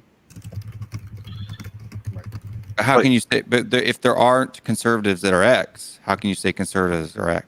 Well, see, that's plays into what the point of a generalization is that yeah, there are going to be outliers, but there still seems to be a general trend that is met, and so we tend to just refer to the trend, and they call it generalizing or most. But it's just because some people do, but sometimes you just really don't need certain qualifiers there. In a situation like this, wouldn't it be the cordial thing to do? Oh yeah, I agree with that. Yeah. The only reason why I bring this up is because when we start to talk about differing viewpoints, if someone has a differing viewpoint than you, it doesn't necessarily mean that person is shit or wrong. It just means they have a different viewpoint than you. Yeah, that's why I say in broad discourse, like what we're having here, generalizations should generally be avoided. But right. I think that if somebody's having more of a nuanced or a technical discussion about something, I don't think. Or ask so it's essentially that I do agree with you, but I would qualify that with that I think that there are instances where generalizations have a utility. Anyway, and so I have a question based on what you just said there. Don't you think most connotations for positions and words come from generalizations? Most connotation? Probably in some sense. I mean, it really just depends. It would depend on what kind of connotation we were talking about. So we have certain connotations for different words or beliefs or what have you because of normative reasons. We can have them because of general reasons. I mean, there's a lot of it. It would just depend on what particular connotation we're looking to. But can connotations be based on generalizations? Yes. Okay, so what kind of generalizations do you think you should avoid? Ones that either to me a generalization that should be avoided would be something I would consider more a stereotype, because I think we can all agree that stereotypes are generalizations, but they're ones that may have had some kernel of truth but don't anymore, or they don't really have any truth, but something popularized this idea, and so it got ascribed to these people. And I would call that more just a stereotype, and I would say stereotypes should be avoided.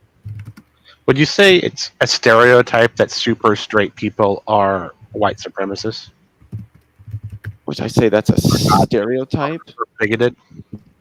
No, I don't know if I would really consider that a stereotype. Hey, what would you? I don't really think that there's this broad swath of people making these statements. I think it's like a really, really fringe, woke, tanky, lefty, dipshit, dumb fucks on Twitter and Reddit that are saying it.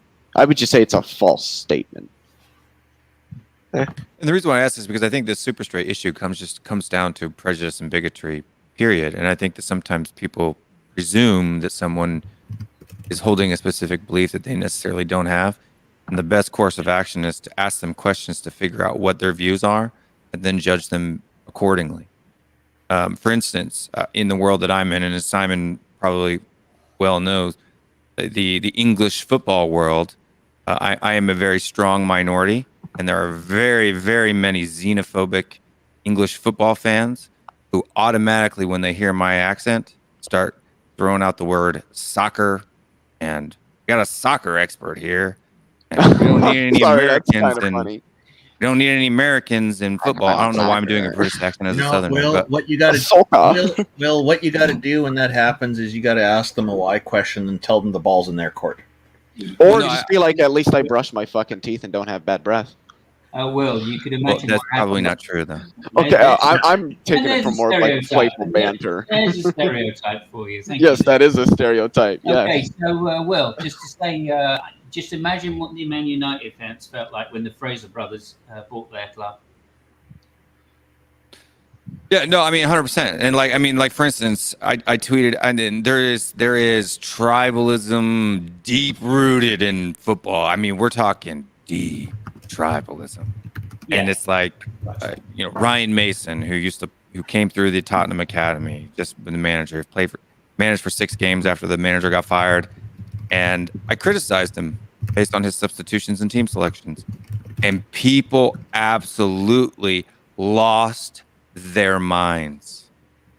Every xenophobic slur you could imagine, every insult you could imagine, and try arguing, using a proper argument. Like I try not to do ad hominem attacks when I talk to people. I try to focus on the key points of their argument rather than their tone of voice or how they act. That's how I tend, regardless of what topic I'm debating, whether it be religion or any of that. I try to go after the what they say. Like for instance, my tweet was very specific, and people automatically assumed a different interpretation of what I had written, and that's the thing that really frustrates me. If I say words or if I write words, why can't I just be judged on the words that I've said, not someone else's? We both are native English speakers. Why do I have to be subject to their interpretation of the words that are written? Not even that, their misinterpretation, because clearly you mean something different, and I've come across that many times as well. And I mean, again, indoctrination is something to do with English football, right? We get indoctrinated into believing childhood, born into it. That's their thing, right? It's so important. It's more important than religion and life. What team you support, right? And the very thing that we're sitting here having a reasonable discussion when we come from two teams which traditionally have just gone to each other's matches to kick the shit out of the opposition fans, not even bother watching the game. I mean, how do people do this? I have no idea. It's just beyond comprehension for me. But I don't know, that's tribalism, I guess, isn't it? And indoctrination into it. So. Right, and I think that all of these other things too. I don't, and I know I'm going to get a lot of flack for this, but I don't like to use the R word because I think of it all as tribalism. I think it's all tribalism. I think tribalism is the overarching issue here, right? You have the tribe of white people, and you have the tribe of other colored people, and you have the tribe of straight people, and the tribe of other. When you said R word, did you mean the fire retardant word? No, racism. Oh, never mind. Okay, I was going to say it's okay to say my name, but no. No, I agree. I agree completely. I mean, that's the evolutionary explanation, isn't it, for why we hold such disparate views when we're clearly come from the same race. And I'm just adamantly against tribalism ever. I mean, it really bothers me. From whatever form, left, right. I mean, that's why I'm a libertarian classical liberal. Because yeah, I agree. I'm a leftist still, but dude, the amount of tribalism on the left is insane. Like, yeah, it's about there with the right, and it's God, it's so bad, so bad. Tribalism to me is just absolutely insufferable. I can't, no matter what type of tribalism it is. Like, for instance, I don't like Arsenal. I get the cultural aspect of the rivalry between Tottenham and Arsenal. I like to go, even today when Unai Emery, knocked out Man United, it was another shot in Arsenal's arm for sacking him, last 2 years ago or whatever, last year and a half ago, right? So after he knocked Arsenal out the game before that. I have no problem with banter. I think banter is fun, but tribalism just absolutely drives me up the wall. I think I agree with that. Yeah. Because for me, in the way that I view the world, I would, if I disagree, if I hear somebody say something that I disagree with, I immediately start asking questions to figure out what their viewpoints are. And then I'll try to pick them apart. Right. And try to say, okay, well, why do you think this? Or what do you think about that? Or that's just the way that I operate. I just try not to make generalizations. Like, it absolutely infuriates me when a person on the left, I have a friend who is on the left. I would say when we were friends, he was more of a classical liberal, but then he started dating a girl who was on the left and became very, very far left with her. And we were out one night, and she said, "Why are you married to a Korean girl?" And I said, "Because I am attracted to Korean women. I am attracted to the culture, the food, physical features. I'm attracted to all of those things."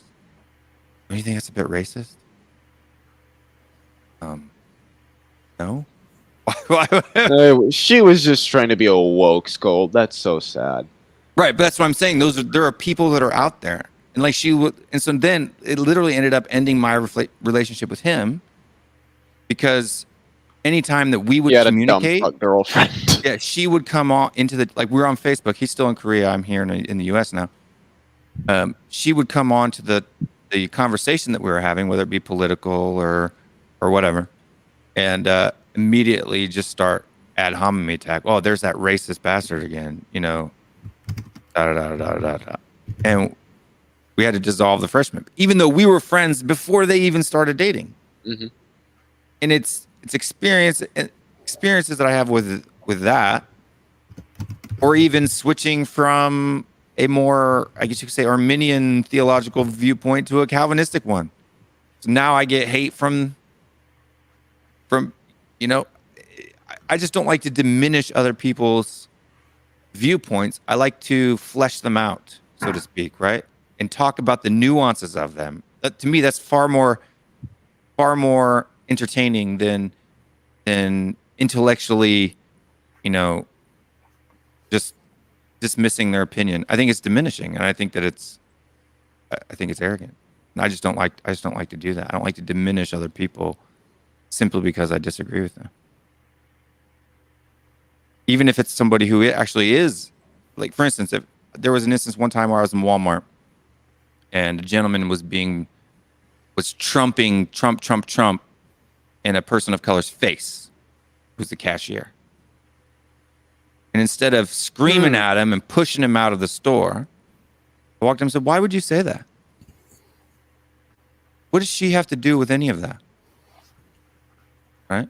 You get in my face. I'm a big guy, but I would rather reflect the proper way to act rather than "Get out of here, you Nazi," and start shoving him, down. That's just the way that I am. And maybe other people do different ways, and that's fine too. I mean, that's just not the way that I deal with people. And I think that's what John Lennon was saying, to be honest with you. Yeah, more than likely. And probably Jesus, if we're honest. Good old Jesus. But again, I completely agree with that. But the one thing I realised growing up and coming from what in the 70s, what ostensibly was a racist culture, to the 90s and 2000s, when things changed in this country, or had changed they started changing in the 80s after Thatcher, really. But one thing I realized... You said after Thatcher? Yeah, after Thatcher, yeah. That's when it really started changing. In this country. in this country. Anyway, the point being is that I realized that it doesn't need action. It needs action on all levels in some degree. And that's one of the difficult things that I came to the conclusion. So, for instance, there was a lot of protests and a lot of violence in the early 80s against authorities and the rigid dogma that was the British society. And that led on then to less violent and more proactive means of opposing racism. And it led to another period later on of positive discrimination, right? At least in terms of the civil service and civil jobs, not necessarily private enterprise, but civil enterprise. And it was through those changes that society was then able to change. And there was a stark moment where I was able to be in a pub, right, when I heard somebody racist talking in a pub, and I just turned around and said, "Why don't you shut the fuck up? Because I've heard enough of this bullshit," right? And normally I'd get thrown out the pub for it, but this time it didn't happen. There were people in the pub that went, "Yeah, why don't you fucking shut your fucking face?" And that was a moment of realization for me, where I actually understood that there was a weight of society that was pushing it back against these people. Finally, finally, it was happening, and it was a cheerful moment for me because I put up with so much discrimination in the opposite direction. You're muted, Amy. You're muted, Amy. And if I may say, that is happening. I double tap myself again. That is happening with transgender people. One of the most, hey baby, one of the weirdest things that I get from, I don't know, the really super social conservatives is they're just like, just think about how much social credit you get for being transgender. I'm like, social credit? They're like, What? oh yeah, you come out and everyone loves you. And I'm like, do you know what being transgender is? I thought they want to stab me. Everybody loves me. That's why stabba. all of you guys, always talk about how I'm going to be burning in hell when I die. Yeah. And so it's just we'll be there with you, weird Leo. Don't worry, we'll keep you company. But clearly something is going on because it went from like, hi parents and most transgenders hoping they don't get yeeted out of their house to like apparently a portion of society going, oh, isn't your life so easy in this social climate?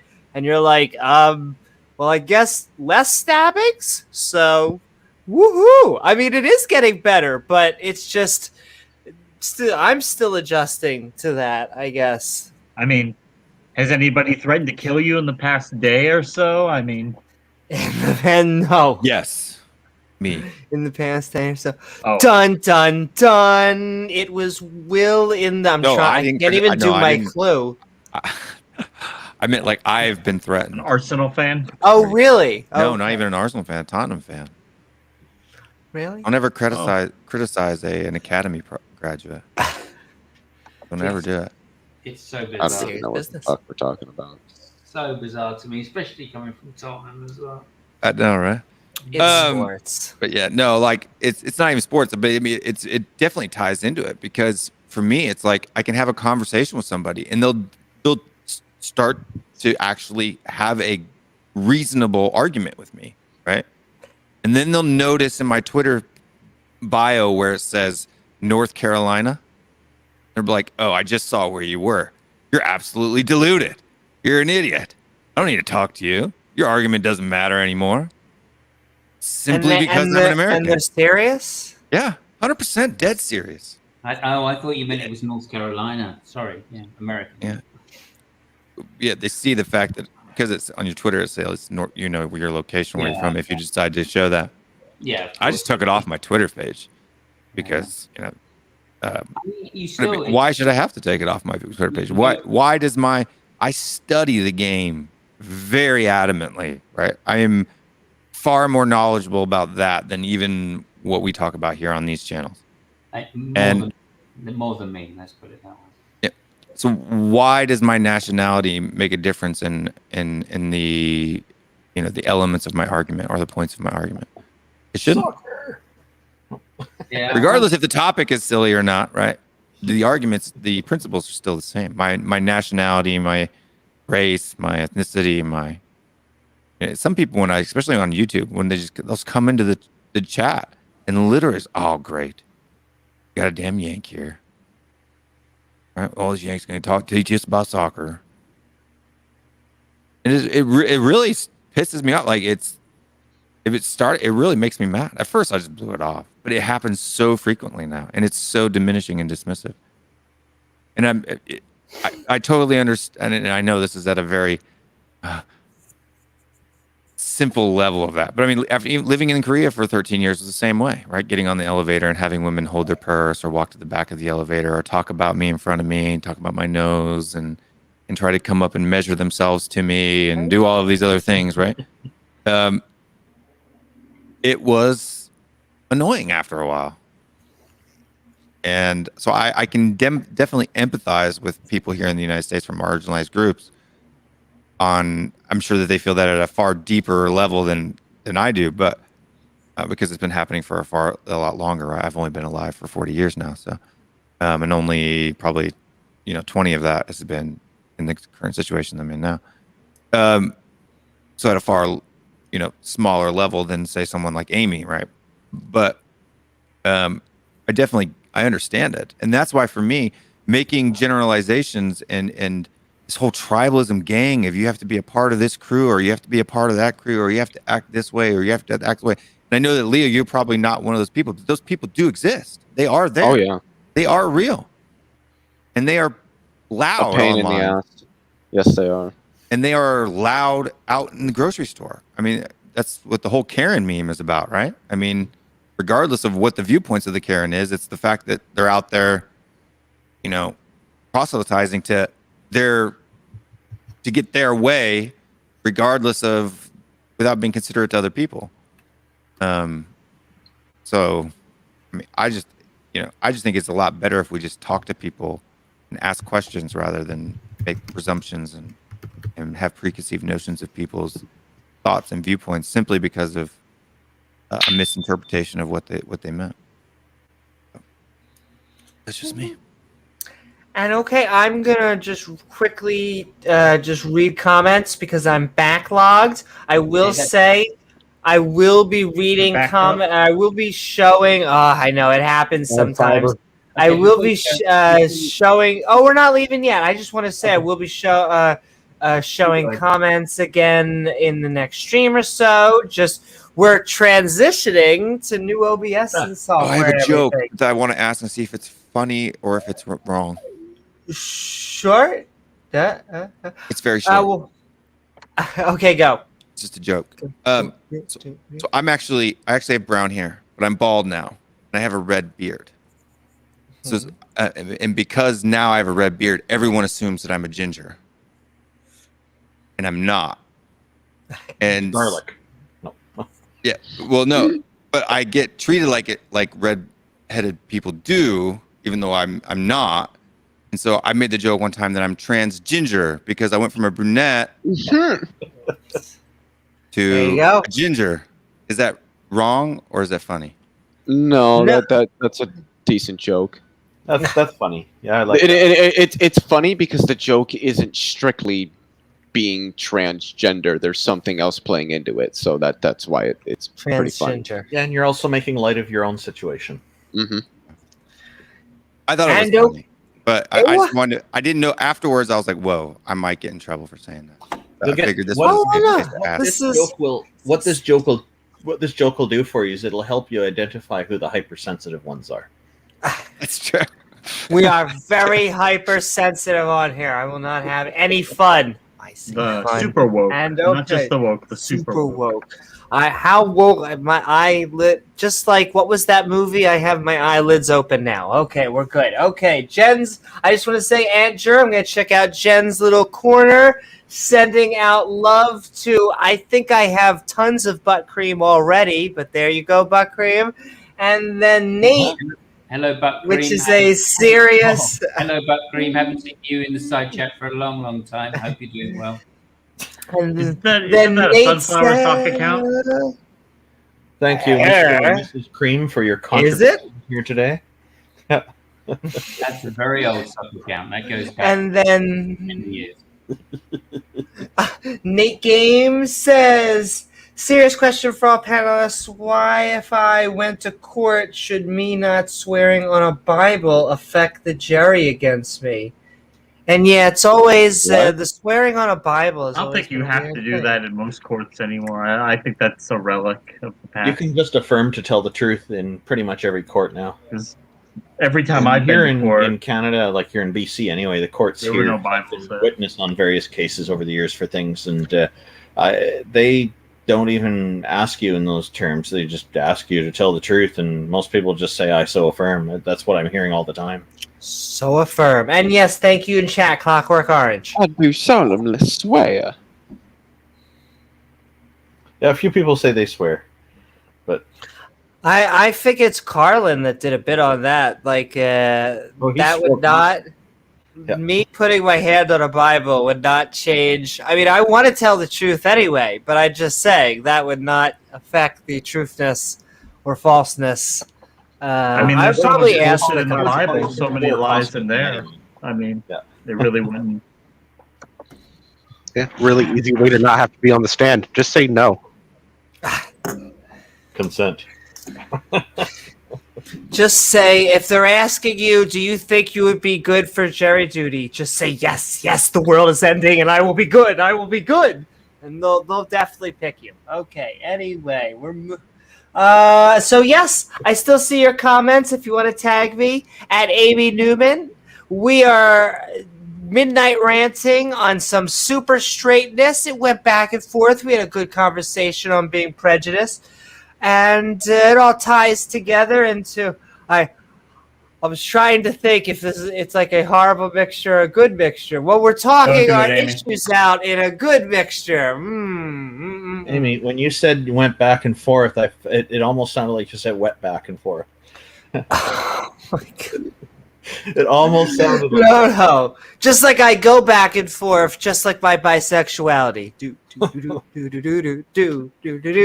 I'm a little I actually am gonna head out because it's getting late and I want to eat food and go to bed. And I was gonna say, I think we're ending. Do you want to? Unless anyone else has something really to say, I think we're gonna be going into outros in a second. Does anyone else? Well, I just want to correct Will. He's a ginger beard. Because the genes that control beard color are different than the genes that control hair color. Ooh. So the correct term for him expressing a red beard while having brown hair is ginger beard. And that's what I called myself, before. But I be ginger beard. That's the actual correct term for what you have. So. Because actually the only hair that's red on my whole body is my eyebrows and my beard. That's it. Right, because those are the genes that control eyebrow and facial hair color are different than the genes that control hair color on the top of your head. So different sets of genes. Yeah, and that's like my nickname before. Like I think my Twitter handle before was like the Red Beard Bastard. Like I've always. Now that had to be intelligently designed by God. See, if I grow a beard, I get red streaks, white streaks, blonde streaks, brown streaks. It's a mess. So I just. The problem is I'm older now, so all the brown hair that used to be, because it used to be a little bit of brown hair even there. That's all gray, so only the red is left. So it's far more red now than it was 10 years ago. You know what you need to do? You need to wear a pirate hat. Oh, that would just look cool. I'm sorry. Yar. When we start outros, Amy, is there any chance I could go first so I can scoot out of here? My logo. Totally.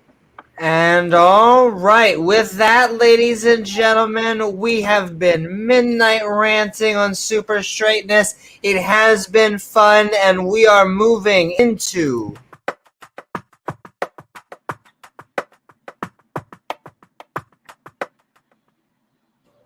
woohoo! And all right, everyone, Super Straight Mimes. That did not look like that's all right. And we are going to Leophilius. You are starting us off. I hope you had a good time. Where can people find you? And what are your final thoughts? I have a YouTube channel, youtube.com/c/Leophilius. I also have a Twitter @Leophilius. You'll know it because it has the same Greek symbols that my name has on the screen. Also, I just recently posted my first edited video and my first video in a new series that I'm doing called Raw Refutations, where I pointed out how William Lane Craig still does not understand what the BGB theorem is. So feel free to check that out.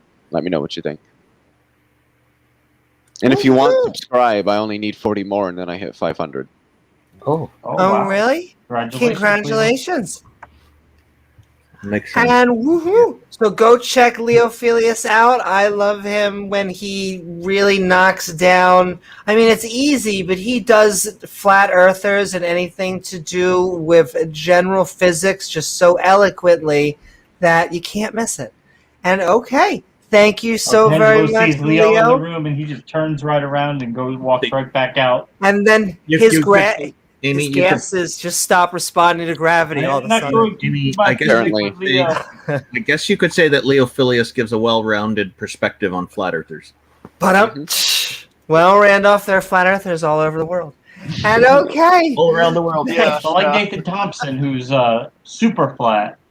Bro, flatter than flat. bro. Just for Hannah Anderson in the chat, no, I'm not a college student. But he's going on, I was going to say, the flat earth. I was going to say, just what's the word? Dunking World Tour? There we go. Even though I think he does, you do Dunking evolution, atheism? you do a whole bunch of good stuff. Duncan Atheism. And okay, thank you so very much, Leo. And we're moving on to Randolph. I'm Mighty 5000, guys. Be well. Have a good night. And Randolph, we are Midnight Ranting on Super Straightness. It's been a fun conversation. And where can people find you, and what are your final thoughts? Well, I think you're right. Actually, it's been a super conversation. You can find me on YouTube at youtube.com/Randolph Richardson, and that's spelled RANDOLF. The spell check in your autocorrect might change that to a PH. It has been doing that for people, so make sure it's an F.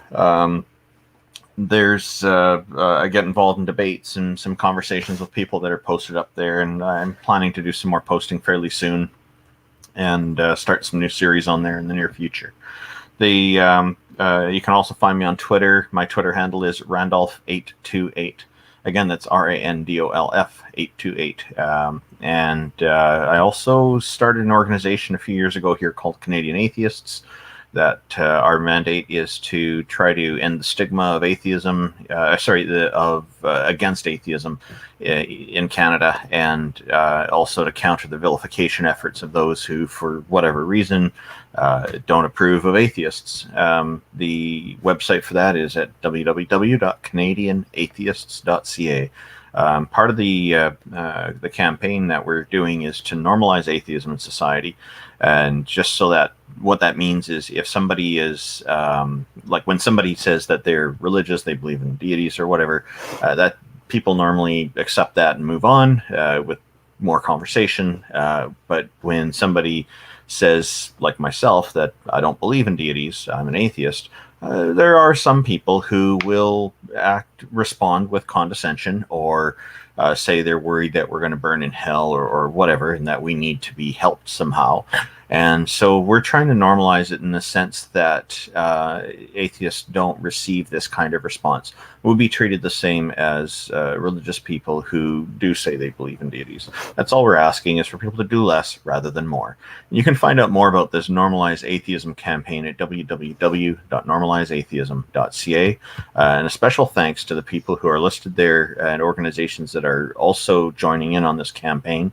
Including in particular TART, also now known as TANG, the Atheist Network Group, previously known as the Atheist Roundtable. Those folks have really been promoting this in fantastic ways, and I greatly appreciate their efforts on it. It's really wonderful. Yeah, their website is www.tart.live. And so I am just so happy with everybody who's been encouraging and helpful in this. we're using a non-confrontational and gentle approach on it. So I think that will help a lot to aid in its success. And yeah, so thank you for having me on. And one more thing to mention, and in the future we'll be doing an atheism call-in program here in Canada. Neil, the 604 Atheist, and myself will be co-hosting it. It's called True North Talk, and you can find out more about that at www.truenorthtalk.ca. Thank you very much, and thank you to everybody in the audience as well for being here. Really appreciate everybody who's been in this really quite in-depth conversation tonight. This was very interesting and I think very constructive. I agree, and thanks you for so being part very of it, much, Randolph. Always better with you. And I also shortened Leophilius's link, so just want to do that for Leo. So there's Leophilius. It's much easier than the one that was up there. And so go check out all that awesome atheist content. And okay, we're moving along. Thank you so very much, Randolph.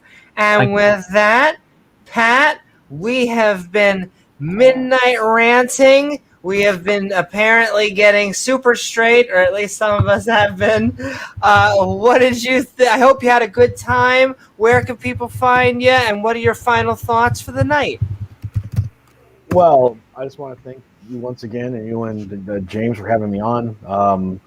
I really, again, I think that, much like the original Hippocratic oath attributed to Hippocrates, do no harm or injustice. And I think that's probably the best, as a humanist, that's the best philosophy I can take. And if I can allow someone to have both the identity they choose and not project bigoted or biased words or terms that are meant or were at least characterized to hurt other people, then we should do so.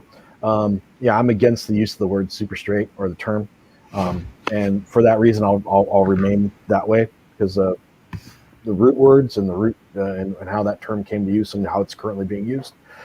With that, people can find me. We'll just say that we're working on something even on this channel. So as soon as Amy and I get and James get our ducks in order, there'll be some announcement about some. Learning a little bit about Greek mythology and myth on this channel, and that'll be pretty good. That will be great. That will be Absolutely. Really yes, we're about to premiere a new show, and I think Pat's going to be, he is the lucky scapegoat, and we're going to have some fun. And okay, with that, thank you so very much, Pat. Absolutely. And we are moving down. Cerberus. Closer to hell. We have been Midnight Ranting. I hope on being so straight, it became super straight. I hope you had a good time. Where can people find you, and what are your final thoughts? You can't find me anywhere on purpose. I find you. That's usually how I like to do this sort of stuff. Woohoo!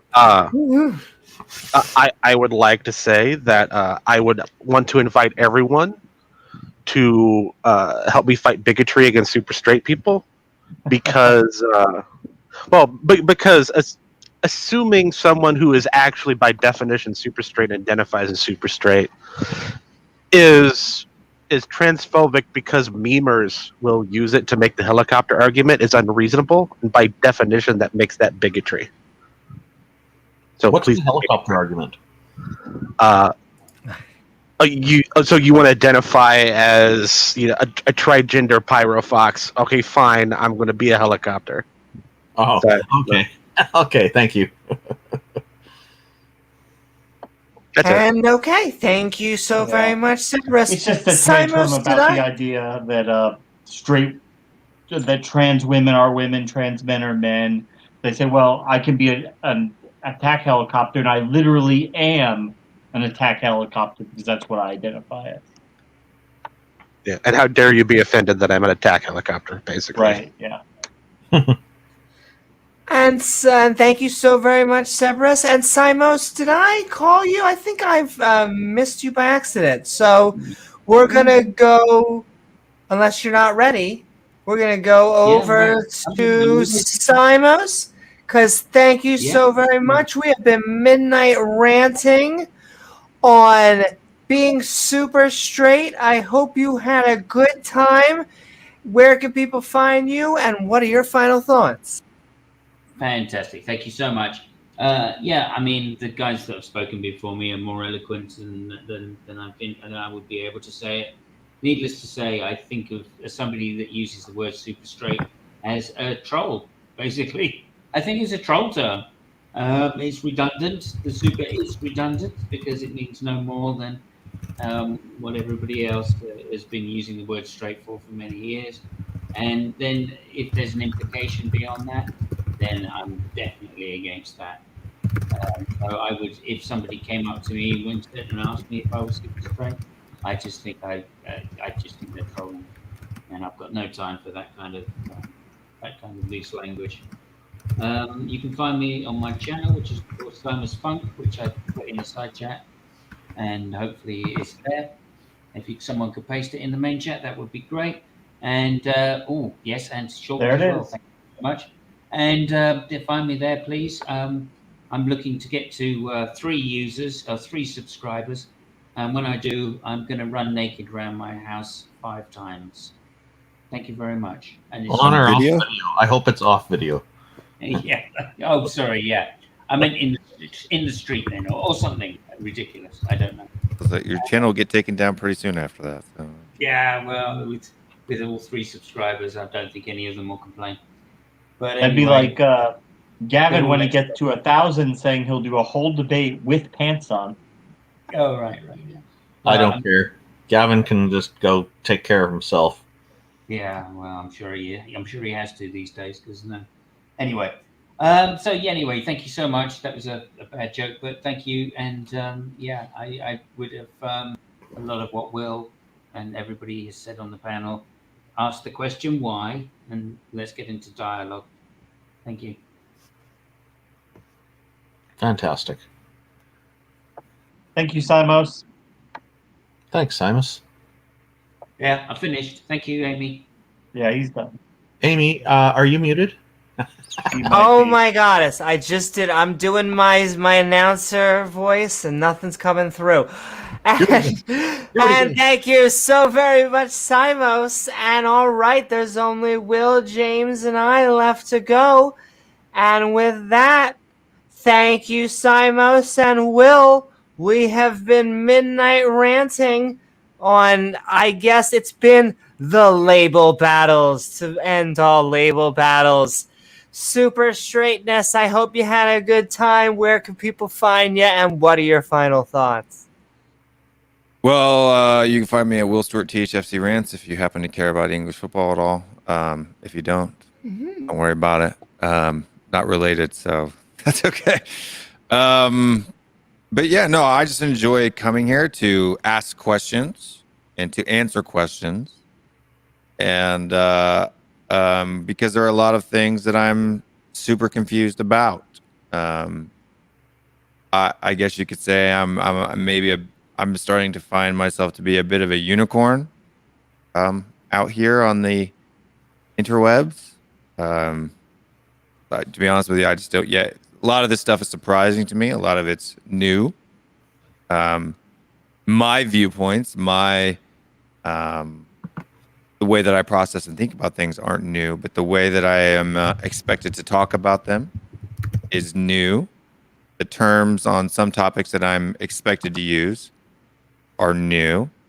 I can describe the concept. Maybe I'll miss the word. Because it's all of this stuff is foreign to me. I'm a Xennial, so I'm a bit older. I've studied primarily theology, so not so much philosophy in a textbook world. I do appreciate sociology a lot. My favorite classes in at university were sociology. Actually got a B in my first sociology class without ever even opening the book.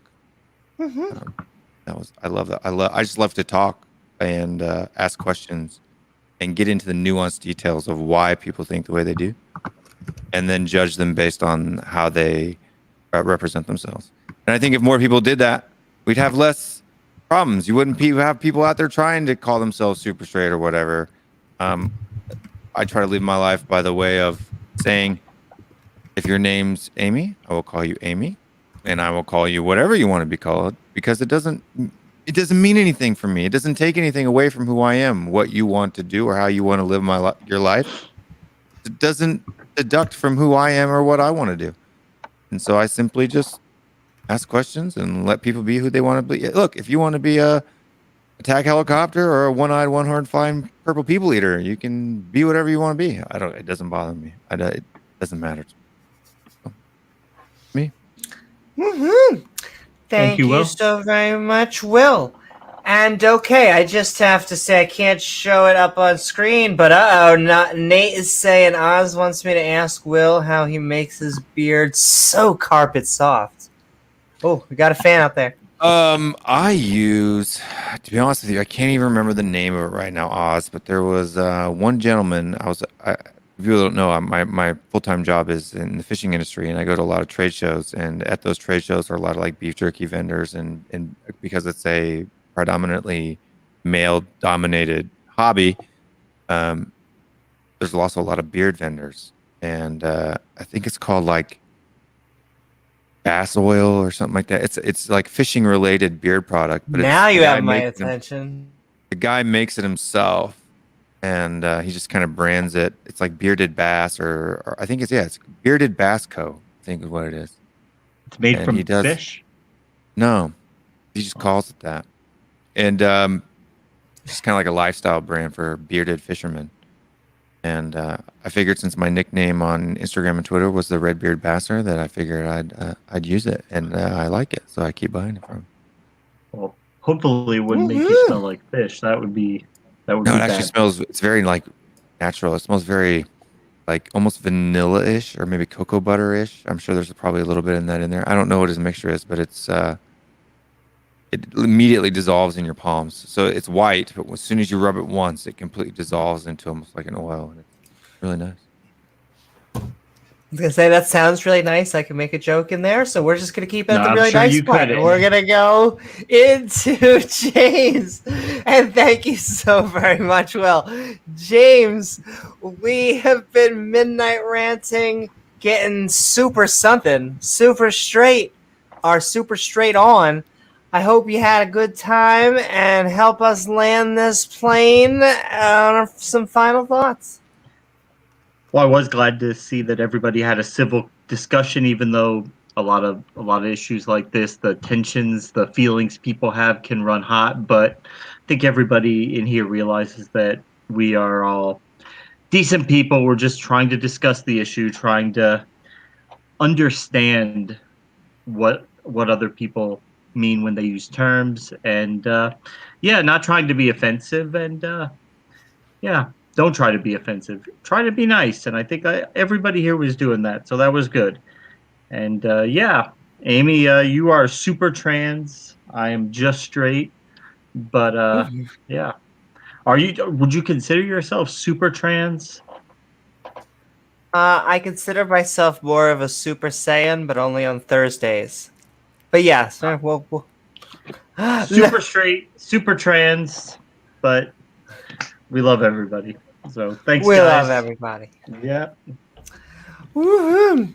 Thank you so very much, James. And okay, I only view, like I said, I'm super straight, but only in the fact that I've transcended straightness, and now I just like everything. So, just went out the door. And okay, I hope you all had a fun time on this episode of Midnight Ranting. Where's my moon? Right back there. Super straight. Oh, yeah. Where we transcended straightness and talked about memes gone wild. I want to thank my co-host, James W., along with our guests, Will Sabris, Atheist Jr., Tiktaalik, Leophilius, Pat, Jason, Marshall, Randolph, and Simos Funk, along with all the lovely people in chat and our awesome mods who make this stream so great.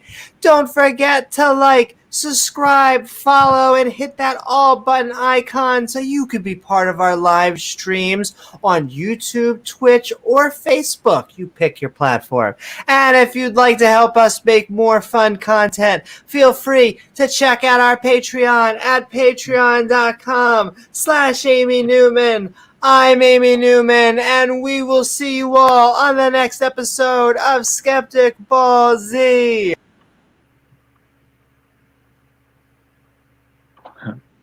Wave. Goodbye. Good night, everyone. Good night, guys. Good morning, wherever you are.